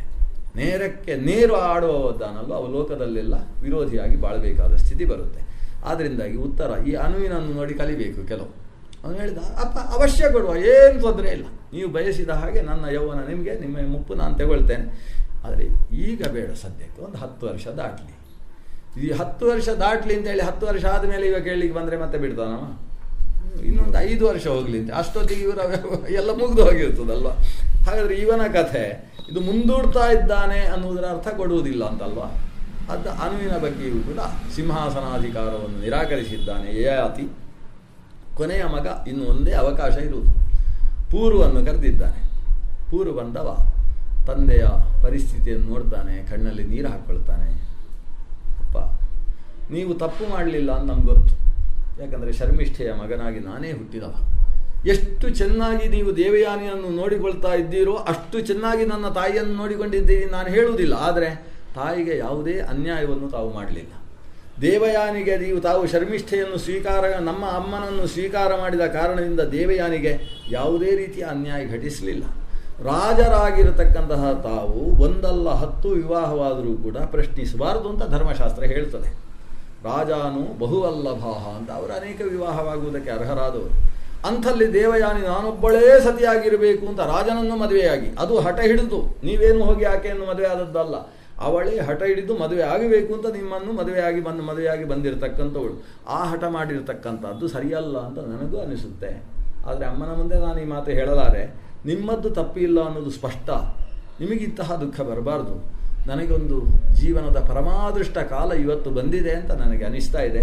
ಯಾಕಂದರೆ ಇಂತಹ ಧಾರ್ಮಿಕರಾದ ಜೀವನದಲ್ಲಿ ಒಂದು ತಪ್ಪು ದಾರಿಯಲ್ಲಿ ನಡೆಯದೇ ಇರತಕ್ಕಂತಹ ರಾಜಾಧಿರಾಜರಾದಂತಹ ಯಯಾತಿ, ರಾಜರ್ಷಿಯಾದಂತಹ ಯಯಾತಿ, ಅವರಿಗೆ ನನ್ನ ಯೌವನವನ್ನು ಕೊಟ್ಟು ಇನ್ನಷ್ಟು ಪುಣ್ಯಕರ್ಮಗಳನ್ನು ಮಾಡಿಸುವಂಥ ಸೌಭಾಗ್ಯ ಈ ಯೌವನಕ್ಕೆ ಸಿಗುತ್ತಾ ಅಲ್ವಾ? ದಯವಿಟ್ಟು ಸ್ವೀಕರಿಸಿ. ಕೊಡುವುದು ಹೇಗೆ ಅನ್ನೋದು ನಂಗೆ ಗೊತ್ತಿಲ್ಲ. ಕೊಡುವುದಕ್ಕೆ ನಾನು ಸನ್ನದ್ಧನಾಗಿದ್ದೇನೆ. ಅದನ್ನು ಹೇಗೆ ತಗೊಳ್ಬೇಕು ಹಾಗೆ ನೀವು ತಗೊಳ್ಳಿ. ಶುಕ್ರಾಚಾರ್ಯರೇ ಬಂದು ವಿನಿಮಯ ಮಾಡಿಸ್ತಾರೆ. ಅದು ಹೇಗೆ ಮಾಡಿದ್ರು ಅಂತ ಒಂದು ಸಲ ಕೇಳಿ ಬರಬೇಕು ಅವರ. ಇವರ ಮುಪ್ಪನ್ನು ಆ ಕಡೆ ಕೊಡಿಸಿ ಈತನಲ್ಲಿದ್ದ ಯೌವನವನ್ನು ಇವನಿಗೆ ಕೊಡಿಸ್ತಾರೆ. ಹೇಗೆ ಮಾಡಿದ್ರು ಒಂದು ಅದ್ಭುತ. ಅಂತೂ ಈತನ ಶರೀರ ಅವನಿಗೆ ಹೋಗ್ತದೆ, ಅವನ ಶರೀರ ಇವನಿಗೆ ಬರ್ತದೆ. ಇದು ಏಕಾದಶ ಸ್ಕಂದ ಭಾಗವತದಲ್ಲಿ ಒಂದು ಪರಕಾಯ ಪ್ರವೇಶ ಅನ್ನೋ ಒಂದು ಸ್ವರೂಪ ಹೇಳ್ತಾರೆ. ಅಂದರೆ ಈ ಆತ್ಮ ಆ ಶರೀರಕ್ಕೆ ಹೋಗುದು, ಆ ಆತ್ಮ ಈ ಶರೀರಕ್ಕೆ ಬರುವುದು, ಅಷ್ಟೇ ವ್ಯತ್ಯಾಸ. ಈಗ ಇವ ದೃಕ್ಯು ಇವ ಅಪೂರ್ವ ಆಗ್ತಾನೆ, ಅವ ಯಯಾತಿ ಆಗ್ತಾನೆ. ಮಗ ಯಯಾತಿಯ ಹಾಗೆ ಇದ್ದ, ಅವನ ಶರೀರದಲ್ಲಿ ಯಯಾತಿ ಪ್ರವೇಶಿಸಿದ. ಯಯಾತಿ ಪೂರ್ವಿನ ಶರೀರದಲ್ಲಿದ್ದುಕೊಂಡು ರಾಜ್ಯಭಾರ ಮಾಡ. ರಾಜ್ಯಭಾರಕ್ಕಿಂತ ಹೆಚ್ಚಾಗಿ ಪ್ರಪಂಚದ ಯಾವ ಯಾವ ಕಾಮನೆಗಳು ಉಪಭೋಗಗಳು ಉಂಟುಂಟೋ ಅವೆಲ್ಲವನ್ನು ಸುರೆಗೊಳ್ತಾನೆ. ಅದೆಷ್ಟೋ ವರ್ಷಗಳು ಕಳೆದು ಅವನಿಗೆ ಈಗ ಸುಮಾರು 60,000 70,000 ವರ್ಷ ದಾಟಿ ಹೋಗಿದೆ ಯಯಾತಿಗೆ. ಅಷ್ಟು ವರ್ಷಗಳಾದರೂ ಕೂಡ ಅವನಿಗೆ ಸಾಕು ಅಂತ ಅನಿಸ್ತಾನೇ ಇಲ್ಲ. ಪ್ರತಿನಿತ್ಯ ಪೂರ್ವ ಬಂದು ನಮಸ್ಕಾರ ಮಾಡಿ ಹೋಗ್ತಾನೆ. ಅವನಿಗೆ ಮುದುಕನಾದ ಪೂರ್ವ ಬಂದು ನಮಸ್ಕಾರ ಮಾಡಿ ಹೋಗ್ತಾನೆ. ಅವನನ್ನು ನೋಡಿದ ಕೂಡಲೇ ಓ ಇವನಿಗೊಂದು ಕೊಡಬೇಕಿತ್ತಲ್ಲ ನನ್ನ ಶರೀರ ಯೌವನ ಅಂತ ಇವನಿಗೆ ಅನಿಸ್ತದೆ. ಆದರೆ ಸಾಕು ಅಂತ ಅನಿಸಲೇ ಇಲ್ಲ. ಅದೊಂದು ದಿವಸ ಯಾವುದೋ ಪುಣ್ಯಕಾಲ ಪ್ರಾಪ್ತವಾಗಿತ್ತು. ಬಹುಶಃ ಅವತ್ತಿನ ದಿವಸ ಮನೆಯಲ್ಲಿ ಒಂದು ಪ್ರವಚನ ಯಾರೋ ಮಾಡಿರಬೇಕು. ಆ ಪುಣ್ಯಕಾಲದಲ್ಲಿ ಇವನಿಗೆ ಅನಿಸಿತು, ಅಲ್ಲ ಯಾವತ್ತಿದು ಸಾಕು ಅಂತ ಅನಿಸುವುದು.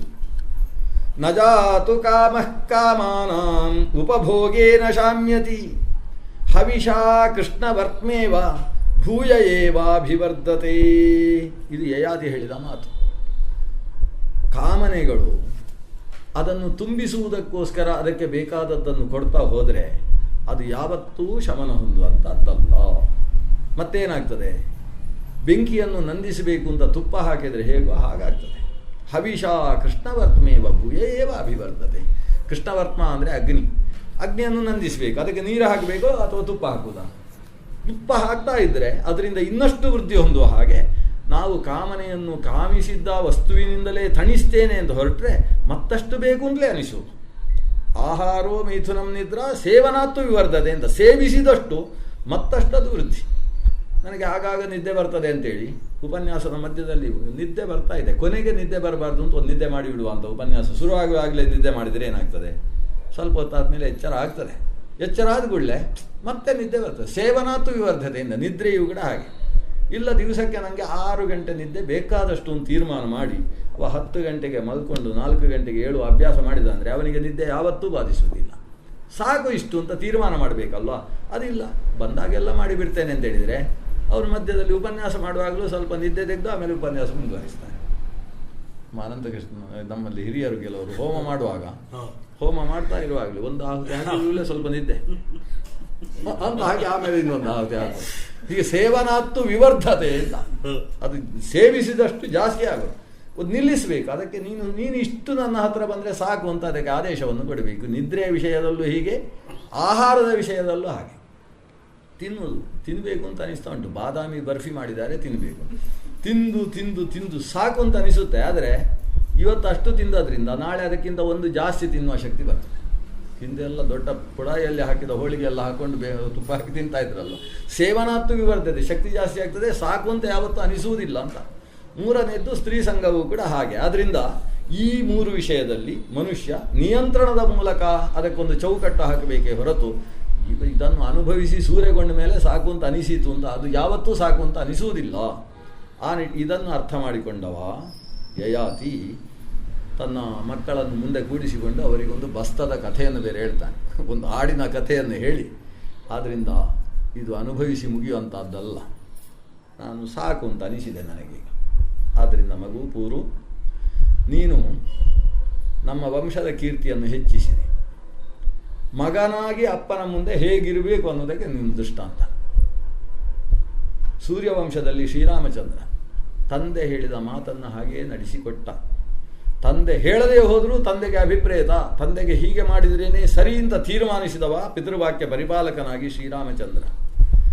ಮತ್ತೊಬ್ಬ ಸೂರ್ಯವಂಶ ಚಂದ್ರವಂಶಗಳ ಸಮ್ಮೇಳನದಲ್ಲಿ ಜಮದಗ್ನಿಯ ಮಗನಾಗಿ ಆವಿರ್ಭವಿಸಿದಂತಹ ಪರಶುರಾಮ, ಭಾರ್ಗವರಾಮ. ಅಪ್ಪನ ಮಾತನ್ನು ಕೇಳಿ ಅದಕ್ಕೆ ಅನುಗುಣವಾಗಿ ತನ್ನ ತಾಯಿಯ ಶಿರಸ್ಸು ಅಂತ ಯೋಚನೆ ಮಾಡದೆ ತಲೆ ಕಡಿದು ಮತ್ತೆ ಅದೇ ತಂದೆಯ ಮೂಲಕ ಆಕೆಯನ್ನು ಬದುಕಿಸಿ ರೇಣುಕಾದೇವಿಯಲ್ಲಿದ್ದಂತಹ ದೋಷವನ್ನು ಪರಿಹಾರ ಮಾಡಿದಂತಹ ಭಾರ್ಗವರಾಮ ಇದ್ದಾನೆ. ಅಪ್ಪ ಹೇಳಿದ್ದನ್ನು ಕ್ಷಣ ಮಾತ್ರದಲ್ಲಿ ನಡೆಸಿಕೊಡಬೇಕು ಅಂತಕ್ಕಂತಹ ಶ್ರದ್ಧೆ, ತಂದೆಯ ಮೇಲೆ ಅಂತಹ ವಿಶ್ವಾಸ ಅವರಲ್ಲಿತ್ತು. ಅಂಥದ್ದು ಚಂದ್ರವಂಶದಲ್ಲೂ ಇದೆ ಅನ್ನುವುದಕ್ಕೆ ಒಂದು ದೃಷ್ಟಾಂತವಾಗಿ ಧ್ರುವ ತಾರೆಯಾಗಿ ನೀನು ಆವಿರ್ಭವಿಸಿದ್ದಿ ಪೂರು. ಆದ್ದರಿಂದ ಈ ಚಂದ್ರವಂಶದ ರಾಜ ನೀನಾಗಬೇಕು. ನಿನ್ನ ಅಣ್ಣಂದಿರು ಅವರಿಗೆ ಈ ಚಕ್ರವರ್ತಿ ಪೀಠಾಧಿಪತಿತ್ವ ಅನ್ನೋದಿಲ್ಲ. ಮತ್ತು ನೀನು ಹೇಳಿದ ಜಾಗದಲ್ಲಿ ಕೆಲಸ ಮಾಡ್ತಾ ಇರು. ನೀನು ಲಾಹೋರಿಗೆ ಹೋಗಬೇಕು ಅಂದರೆ ಅಲ್ಲಿ ಹೋಗಿ ರಾಜ್ಯಭಾರ ಮಾಡಬೇಕಷ್ಟೇ. ಲವಪುರ, ಲವ ರಾಜ್ಯಭಾರ ಮಾಡಿದ ಊರು ಲವಪುರ, ಅದು ಲಾಹೋರ್ ಆಗಿದೆ. ಅಂತೂ ಈ ಎಲ್ಲಿ ಜಾಗ ಇದೆ ಅಲ್ಲಿ ನೀನು ಅವರನ್ನು ನಿಯಮಿಸು. ಅವರು ಮಾಂಡಳಿಕರಾಗಿ ಕೆಲಸ ಮಾಡಬಹುದೇ ಹೊರತು ಚಕ್ರಾಧಿಪತಿಗಳಾಗಿ ಸಾಮಂತರಾಜರಿಂದ ಕಪ್ಪ ಕಾಣಿಕೆಯನ್ನು ಸ್ವೀಕರಿಸುವಂತಹ ಅವಕಾಶ ಅವರಿಗಿಲ್ಲ ಅಂತ. ಹೀಗೆ ರಾಜನಾಗಿ ಮುಂದುವರಿದವ ಪೂರು. ಪೂರುವಿನ ವಂಶದಲ್ಲಿ ಅನೇಕ ರಾಜರುಗಳು ಬರ್ತಾರೆ. ಕೊನೆಗೆ ಅದೇ ವಂಶದಲ್ಲಿ ದೇವಾಪಿಯ ಮಗನಾಗಿ ಶಂತನುವಿನ ಅಣ್ಣ ಇದ್ದಾನೆ, ಜೊತೆಗೆ ಬಾಕ್ಲೀಕ ಇದ್ದಾನೆ, ಮತ್ತೊಬ್ಬ ಅಣ್ಣ, ಎಲ್ಲ ಅವರು ಬೇರೆ ಕಡೆ. ಈ ವಂಶದಲ್ಲೇ ಉಳಿದವ ಶಂತನುವಿಗೆ ಸತ್ಯವತಿಯಲ್ಲಿ ಆವಿರ್ಭವಿಸಿದವರು ಚಿತ್ರಾಂಗದ, ವಿಚಿತ್ರವೀರ್ಯ ಅಂತ ಇಬ್ಬರು ಮಕ್ಕಳು. ಅದರಲ್ಲಿ ಚಿತ್ರಾಂಗದ ಮಧ್ಯದಲ್ಲಿ ತೀರಿಕೊಂಡಾಗ ವಿಚಿತ್ರವೀರ್ಯನಿಗೆ ಅದೇ ಸತ್ಯವತಿಯ ಸ್ವತಃ ವಿಚಿತ್ರವೀರ್ಯನಿಗೆ ಭೀಷ್ಮ ಪಿತಾಮಹ, ಇದೇ ಶಂತನುವಿಗೆ ಗಂಗೆಯಲ್ಲಿ ಆವಿರ್ಭವಿಸಿದಂತಹ ಮಗ ಭೀಷ್ಮ. ಆತ ಕಾಶಿರಾಜನ 3 ಜನ ಮಕ್ಕಳನ್ನು ತಂದು ವಿವಾಹ ಮಾಡ್ತಾನೆ. ಅಂಬಿಕೆ ಮತ್ತು ಅಂಬಾಲಿಕೆ ಎಂದ 3 ಜನ ಹುಡುಗಿಯರು. ಅದರಲ್ಲಿ ಅಂಬೆ ಅದಕ್ಕಿಂತ ಮೊದಲೇ ಮತ್ತೊಬ್ಬ ಹುಡುಗನನ್ನು, ಬ್ರಹ್ಮದತ್ತ ಅಂತ ಅವನ ಹೆಸರು, ಅವನನ್ನು ಪ್ರೀತಿಸಿದ್ಲು, ಅವನನ್ನೇ ಮದುವೆ ಆಗಬೇಕು ಅಂತ ಇದ್ಲು. ಆದರೆ ಭೀಷ್ಮನ ಮುಂದೆ ಮಾತಾಡಲಿಕ್ಕಾಗದೆ ರಥದಲ್ಲಿ ಬಂದಿದ್ಲು ಹಸ್ತಿನಾಪುರಕ್ಕೆ. ಇಲ್ಲಿ ಬಂದು ನನ್ನ ತಮ್ಮನನ್ನು ಮದುವೆ ಆಗಬೇಕು ನೀವು, ವಿಚಿತ್ರವೀರ್ಯನನ್ನು ಅಂತ ಹೇಳಿದಾಗ ಅವಳು ಹೇಳ್ತಾಳೆ, ನೀವು ಮದುವೆ ಆಗಬೇಕಾದ್ರೆ ನಾವು ಸಿದ್ಧ. ಯಾರು? ಅವಳು ಮಾತ್ರ ಮಾತಾಡೋದು. ಯಾಕಂದರೆ ನೀವು ರಥದಲ್ಲಿ ಏರಿಸಿದ್ರಿ ಅಂತ ನಾವು ಬಂದದ್ದು, ನಮ್ಮನ್ನು ಗೆದ್ದದ್ದು ನೀವು. ಇನ್ನೊಬ್ಬನಿಗೆ ಮದುವೆ ಮಾಡ್ತೇನೆ ಅಂದರೆ ಅದು ನನ್ನಿಂದ ಆಗುವುದಿಲ್ಲ, ಮದುವೆ ಆಗಬೇಕು ನೀವು ಅಂತ ಹಠ ಹಿಡಿತಾಳೆ ಅಂಬೆ. ಅದಕ್ಕೆ ಭೀಷ್ಮ ಹೇಳ್ತಾನೆ, ನನ್ನ ವ್ರತ, ನನಗೆ ಭೀಷ್ಮ ಅಂತ ಹೆಸರು ಬಂದದ್ದೇ ಮದುವೆ ಆಗುವುದಿಲ್ಲ ಅಂತ ನಾನು ಮಾತಾಡಿದ್ದಕ್ಕೆ. ಹಾಗಾಗಿ ದೇವವ್ರತನಾದಂತಹ ನಾನು ಭೀಷ್ಮನಾದದ್ದೇ ಆ ಕಾರಣದಿಂದ ಅಂತ ಆದ ಮೇಲೆ ಈಗ ನೀನು ಹಠ ಹಿಡಿಯುವುದರಲ್ಲಿ ಅರ್ಥ ಇಲ್ಲ. ತಸ್ಮಾದ್ ಅಪರಿಹಾರ್ಯರ್ಥೇ ನತ್ವಂ ಶೋಚಿತು ಅರ್ಹಸಿ. ಯಾವುದು ಅಪರಿಹಾರ್ಯವಾದ ವಿಷಯವೋ ಅದರಲ್ಲಿ ಹಠ ಹಿಡಿಬಾರ್ದಪ್ಪ. ನಿನಗೆ ಬೇರೇನಾದರೂ ಮನಸ್ಸಿದ್ದರೆ ಹೇಳು. ಮತ್ತೆ ಕಾಶಿ ದೇಶಕ್ಕೆ ಕಳಿಸಿಕೊಡಬೇಕಾ? ನಿನ್ನ ಅಪ್ಪ ಯೋಗ್ಯವರನನ್ನು ನೋಡಿ ಮದುವೆ ಮಾಡ್ತಾನೋ? ಆಗಬಹುದು. ಅಥವಾ ಈ ಹಿಂದೆಯೇ ನೀನು ಯಾರನ್ನಾದರೂ ಪ್ರೀತಿಸಿದ್ಯೋ, ಮದುವೆ ಆಗಬೇಕು ಅಂದುಂಟು, ಅದು ಆದರೂ ಸರಿ, ಅಲ್ಲಿಗೆ ಕಳಿಸಿಕೊಡ್ತೇನೆ. ಅಂತೂ ನನ್ನನ್ನು ಮದುವೆ ಆಗಬೇಕು ಅಂತ ಹಠ ಹಿಡಿಬೇಡ. ಆಗ ಅಂಬೆ ಹೇಳ್ತಾಳೆ, ನಾನು ಈಗಾಗಲೇ ಬ್ರಹ್ಮದತ್ತನನ್ನು ಪ್ರೀತಿಸಿದ್ದೇನೆ, ಅವನು ನಿನ್ನನ್ನೇ ಮದುವೆ ಆಗ್ತೇನೆ ಅಂತ ಈ ಸ್ವಯಂವರದ ಹಿಂದಿನ ದಿವಸ ಹೇಳಿದ್ದ.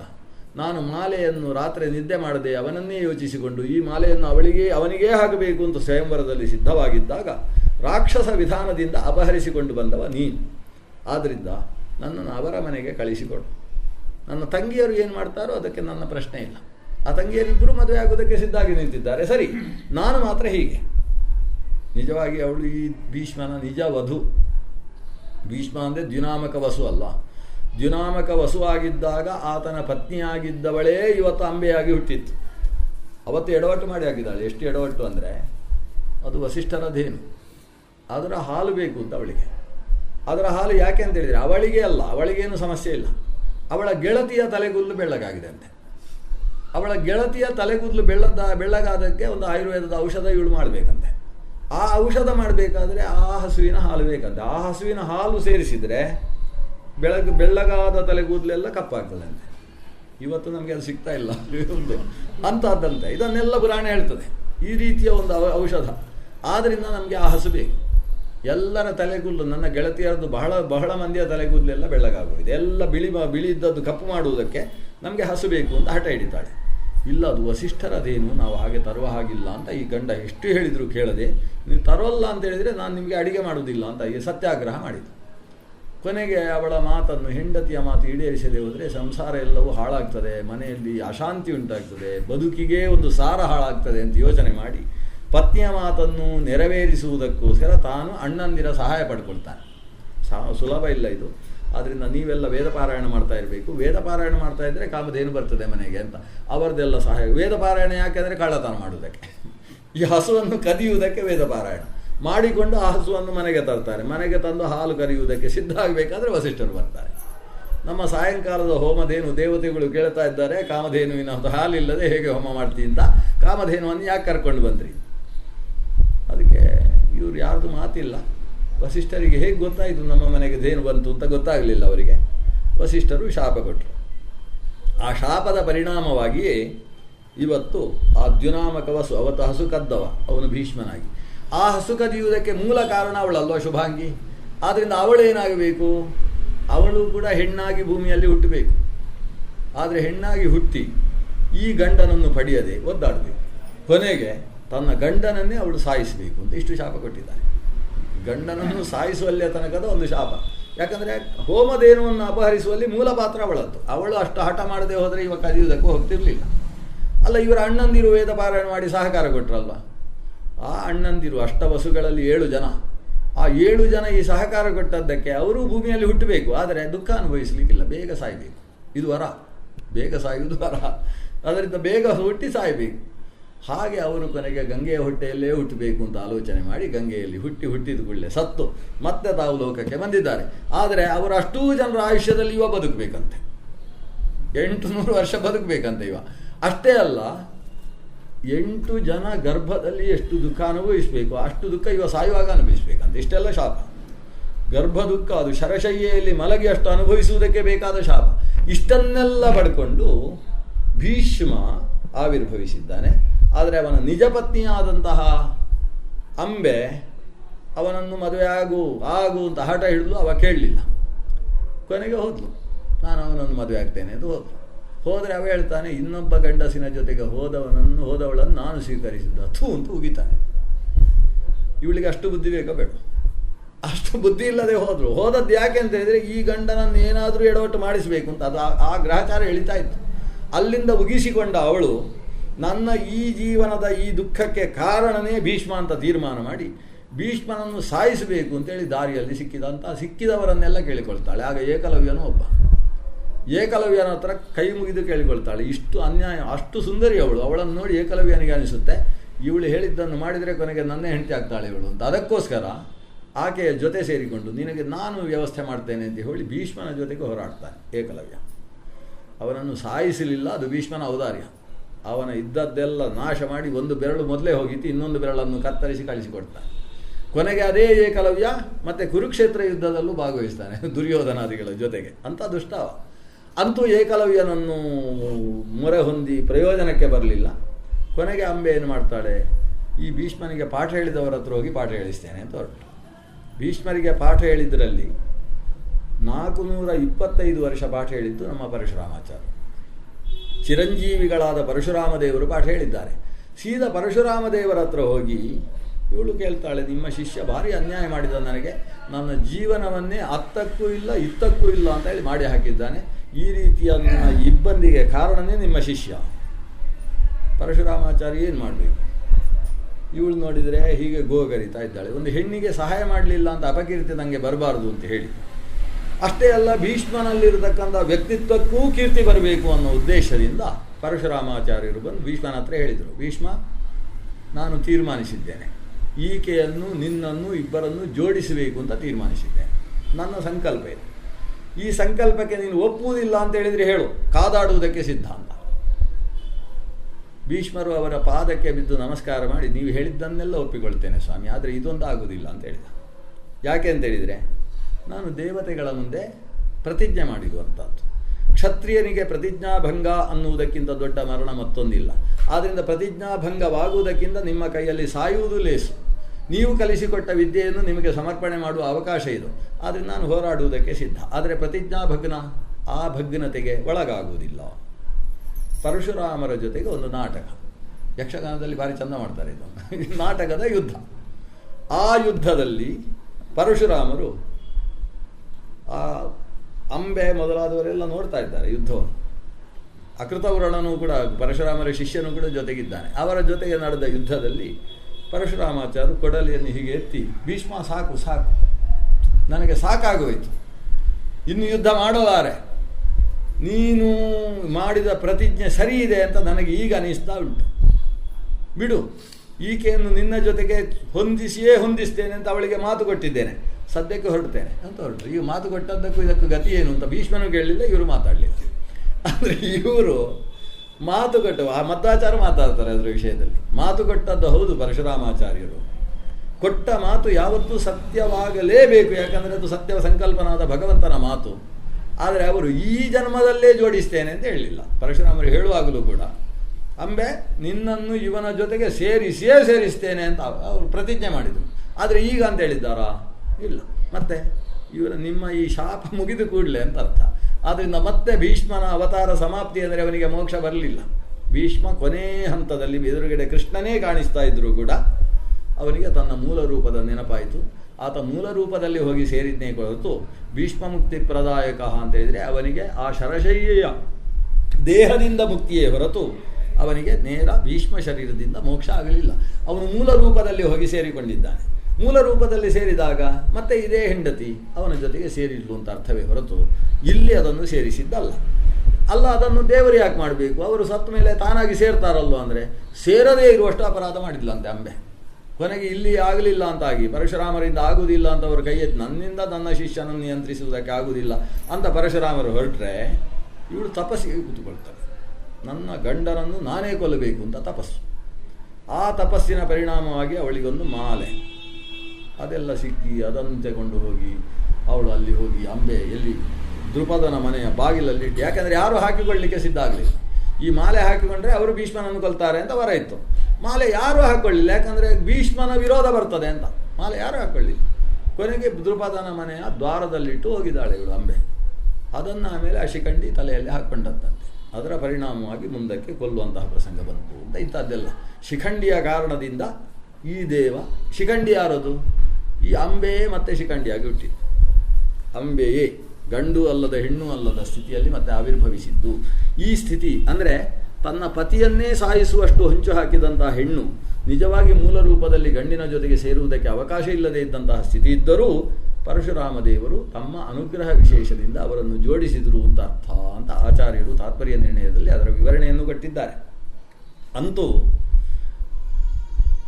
ಅಂಬೆ, ಭೀಷ್ಮ, ಈ ಕಡೆಯಿಂದ ವಿಚಿತ್ರವೀರ್ಯನ ಪತ್ನಿಯರಾದ ಅಂಬಾಲಿಕೆ ಮತ್ತು ಅಂಬಿಕೆಯರಲ್ಲಿ ಆಂಬಿಕೇಯ ಅನ್ನುವುದಾಗಿ ಅಂಬಿಕೆಯ ಮಗನಾಗಿ ಆವಿರ್ಭವಿಸಿದವ ಧೃತರಾಷ್ಟ್ರ, ಪಾಂಡು ಮತ್ತು ವಿದುರ, ಈ 3 ಜನ ಅದು ವೇದವ್ಯಾಸರ ಅನುಗ್ರಹದಿಂದ ಆವಿರ್ಭವಿಸಿದರು. ಪಾಂಡುವಿಗೆ ಒಂದು ವಂಶ ವಿಸ್ತಾರವಾಗುವುದಕ್ಕೆ ಬೇಕಾದ ಹೆಣ್ಣು ಮಗಳು ಬೇಕು ಅಂತ ಆಲೋಚನೆ ಮಾಡಿ ದೂರ್ವಾಸರಿಂದ ಸಂತಾನೋತ್ಪತ್ತಿಗೆ ಬೇಕಾದ ಮಂತ್ರದ ವರವನ್ನು ಪಡೆದಿದ್ದಂತಹ ಕುಂತಿ ಭೋಜನ ಸಾಕಸುತೆಯಾದಂತಹ ಕುಂತಿಯನ್ನು ತಂದು ಮದುವೆ ಮಾಡ್ತಾರೆ. ವಸುದೇವನಿಗೆ ತಂಗಿಯಾಗಬೇಕು, ಪೃಥೆ ಅಂತ ಆಕೆ ಹೆಸರು. ಪೃಥೆಯನ್ನು ತಂದು ಪಾಂಡುವಿಗೆ ವಿವಾಹ ಮಾಡ್ತಾರೆ. ಆಮೇಲೆ ಅದರಲ್ಲಿ ದೀರ್ಘಕಾಲದ ತನಕ ಸಂತಾನ ಆಗದೆ ಹೋದಾಗ ಇದ್ಯಾಕೋ ಇಲ್ಲಿ ಸಂತಾನದ್ದು ಸಮಸ್ಯೆ ಈ ವಂಶದಲ್ಲಿ ಮತ್ತೆ ಮತ್ತೆ ಬರ್ತದೆ ಅಂತ ಹೇಳಿ ಒಂದು ಗಟ್ಟಿಯಾಗಿ ಇನ್ನೊಬ್ಬಳು ಶಲ್ಯನ ಊರಿನ ಮದ್ರ ದೇಶದ ಜನರ ಬಗ್ಗೆ ಒಳ್ಳೆಯ ಅಭಿಪ್ರಾಯ ಇರಲಿಲ್ಲ. ತುಂಬ ಕೆಟ್ಟದಾಗಿ ಮಾತಾಡ್ತಕ್ಕಂಥವ್ರು. ಆ ದೇಶದ ಜನರೇ ಚೆನ್ನಾಗಿರಲಿಲ್ಲ. ಕೊಂಗರು ಅಂತ ಹೇಳುವುದಿಲ್ಲ, ಹಾಗೆ ಕೊಂಗರಾಗಿದ್ದರು ಅವರೆಲ್ಲ. ಅಂಥ ದೇಶದಲ್ಲಿದ್ದವಳಾದರೂ ತೊಂದರೆ ಇಲ್ಲ, ಅವಳಿಗೆ ಸಂತಾನದ ಭಾಗ್ಯ ಇದೆ ಅಂತೇಳಿ ಒಂದು ವರ ಇದೆ ಅಂತ ಅಲ್ಲಿಂದ ಮಾದ್ರಿಯನ್ನು ತಂದು ವಿವಾಹ ಮಾಡ್ತಾರೆ ಪಾಂಡುವಿಗೆ. ಇತ್ತ ಅಣ್ಣನಾದಂತಹ ಧೃತರಾಷ್ಟ್ರನಿಗೆ ಗಂಧಾರ ದೇಶದಿಂದ ಹುಡುಗಿಯನ್ನು ತರ್ತಾರೆ. ಆಕೆಗೂ ಕೂಡ 100ಕ್ಕಿಂತ ಹೆಚ್ಚು ಮಕ್ಕಳಾಗುವ ವರ ಇದೆ ಅಂತ ಹೇಳಿ ಅವಳನ್ನು ಕರ್ಕೊಂಡು ಬಂದದ್ದು ಭೀಷ್ಮರೇ ತಂದದ್ದು. ತಂದು ಆ ಗಾಂಧಾರ ದೇಶದ ರಾಜನ ಮಗಳಾದಂತಹ ಗಾಂಧಾರಿಯನ್ನು ತಂದು ವಿವಾಹ ಮಾಡ್ತಾರೆ. ಇದೆಲ್ಲ ವಿವಾಹವಾಯಿತು. ಕೊನೆಗೆ ಪಾಂಡವರು ಅಲ್ಲಿ ಆವಿರ್ಭವಿಸಿದರು. ಈ ಕಡೆಯಿಂದ ಕೌರವರ ಆವಿರ್ಭಾವ ಆಯಿತು. ಕೌರವರ ವಂಶವೇ ನಿರ್ನಾಮವಾಗುವ ಕುರುಕ್ಷೇತ್ರದ ಮಹಾಯುದ್ಧ ನಡೆಯಿತು. ಆದರೆ ಆ ಮಹಾಯುದ್ಧಕ್ಕಿಂತ ಮೊದಲೇ ಪಾಂಡವರಲ್ಲಿ ಒಬ್ಬನಾದಂತಹ ಪಾರ್ಥ ಅಂದರೆ ಪೃಥೆಯ ಕೊನೆಯ ಮಗ ಅಂತ ಅರ್ಥ. ಪೃಥೆಯ ಕೊನೆಯ ಮಗನಾದ ಅರ್ಜುನ, ಆ ಅರ್ಜುನನಿಗೆ ಶ್ರೀಕೃಷ್ಣನ ತಂಗಿಯಾದ ದೇವಕೀ ದೇವಿಯ 9ನೆಯ ಗರ್ಭದಲ್ಲಿ ಆವಿರ್ಭವಿಸಿದ್ದಂತಹ ಸುಭದ್ರೆಯ ಜೊತೆಗೆ ವಿವಾಹವಾಗಿತ್ತು. ಆ ಸುಭದ್ರಾತನೂಜನಾಗಿ ಅಭಿಮನ್ಯು ಆವಿರ್ಭವಿಸಿದ್ದ. ಅಭಿಮನ್ಯುವಿಗೆ ತನ್ನ 16ನೇ ವಯಸ್ಸಿನಲ್ಲಿ ಅಜ್ಞಾತವಾಸ ಮುಗಿದ ಕಾಲದಲ್ಲಿ ಉತ್ತರನ ತಂಗಿಯಾದ ಉತ್ತರೆಯ ಜೊತೆಗೆ ವಿವಾಹವಾಗಿತ್ತು. ಆ ಉತ್ತರಾದೇವಿ ಗರ್ಭಿಣಿಯಾಗಿದ್ದಾಗ ತನ್ನ 16 ವರ್ಷ ಆಗಿ 6 ತಿಂಗಳಾಗಬೇಕಾದರೆ ಈ ಹುಡುಗ ಅಭಿಮನ್ಯು ಚಕ್ರವ್ಯೂಹದ ಮಧ್ಯದಲ್ಲಿ ತನ್ನ ಪ್ರಾಣಾರ್ಪಣೆಗೈದ, ವೀರೋಚಿತವಾದ ಮರಣವನ್ನು ಪಡೆದ. ಆ ಸಮಯದಲ್ಲೂ ಉತ್ತರೆ ಯಾವುದೇ ಕಣ್ಣೀರು ಹಾಕದೆ ಇಂತಹ ವೀರಮರಣವನ್ನು ಆತ ಪಡೆಯುವುದಕ್ಕೆ ಕಾರಣವಾದ ಕೃಷ್ಣನನ್ನು ಧ್ಯಾನ ಮಾಡಿಕೊಂಡು ಕೂತಿದ್ದಾಳೆ. ಅಂತಹ ಕೃಷ್ಣ ಧ್ಯಾನವನ್ನು ಪಡೆಯುವ ಗರ್ಭ ಆಕೆಯಲ್ಲಿ ಬೆಳೆಯಿತು. ಬೆಳೆದ ಗರ್ಭಕ್ಕೆ ಅಶ್ವತ್ಥಾಮರಂತಹ ಮಹಾಶಕ್ತಿಶಾಲಿಗಳ ಬ್ರಹ್ಮಶಿರಸ್ಸಿನ ಪ್ರಯೋಗವಾದರೂ ಕೂಡ ಭಗವಂತ ಕೃಷ್ಣ ರಕ್ಷಿಸಿ ಅದರ ಮೂಲಕ ಪರೀಕ್ಷಿತನ ಆವಿರ್ಭಾವಕ್ಕೆ ಕಾರಣನಾಗಿದ್ದಾನೆ. ಪರೀಕ್ಷಿತನಿಗೆ ಮತ್ತೆ ಉತ್ತರ ರಾಜಕುಮಾರನ ಮಗಳಾದ ಇರಾವತಿಯ ಜೊತೆಗೆ ವಿವಾಹವಾಗಿ ಆ ಪರೀಕ್ಷಿತನಿಗೆ ಜನಮೇಜಯ ಮೊದಲಾದಂತಹ 4 ಮಕ್ಕಳು ಆವಿರ್ಭವಿಸಿದರು ಅಂತ ಹೀಗೆ ಪೂರ್ವವಂಶದ ಕಥೆ. ಇವರೆಲ್ಲ ಪೌರವರು ಅಂತ ಇವರಿಗೆ ಹೆಸರು. ಈ ಪೌರವ ವಂಶದಲ್ಲಿ ಹೇಳದೇ ಬಿಟ್ಟದ್ದು ಯಾರನ್ನು ಅಂದರೆ ಭರತನನ್ನು, ಒಬ್ಬನನ್ನು ಬಿಟ್ಟೆ. ದುಷ್ಯಂತನ ಮಗ ಭರತ. ಆ ಭರತನಿಂದ ಆ ವಂಶಕ್ಕೆ ಭರತವಂಶ ಅಂತ ಬೇರೆ ಹೆಸರಾಗಿತ್ತು. ಈಗ ಇದು ಭರತ ವಂಶದ ಕಥೆ. ಇತ್ತ ಮೊದಲ ಮಗನಾದ ಯದು ಇದ್ದಾನಲ್ಲ, ಆ ಯದುವನ್ನು, ಯದುವಿನ ಕಥೆ, ಆ ಯದು ವಂಶದಲ್ಲಿ ಭಗವಂತ ಕೃಷ್ಣ ಆವಿರ್ಭವಿಸ್ತಾನೆ. ಆ ಕಥೆಯನ್ನು ಮತ್ತೆ ನಾಳೆ ನೋಡಿದಾಗ 8:05 ಅವರು ಬರ್ತೇನೆ ಅಂತ ಹೇಳಿದ್ದಾರೆ. ಅಲ್ಲಿಗೆ ನಿಲ್ಲಿಸ ಅಲ್ವಾ, 8 ಗಂಟೆ ಆಗೋಯ್ತು. ಅದು ಆ ಶ್ರೀಕೃಷ್ಣನ ಯದುವಂಶದ ಕಥೆಯನ್ನು ಮತ್ತೆ ನಾಳೆ 6:00 ಸೇರಿದಾಗ ಅವಲೋಕನೆ ಮಾಡೋಣ. ಶ್ರೀಕೃಷ್ಣಾರ್ಪಣಮಸ್ತು. ಅಕ್ಷಯಂ ಕರ್ಮ ಯಸ್ಮಿನ್ ಪರೇ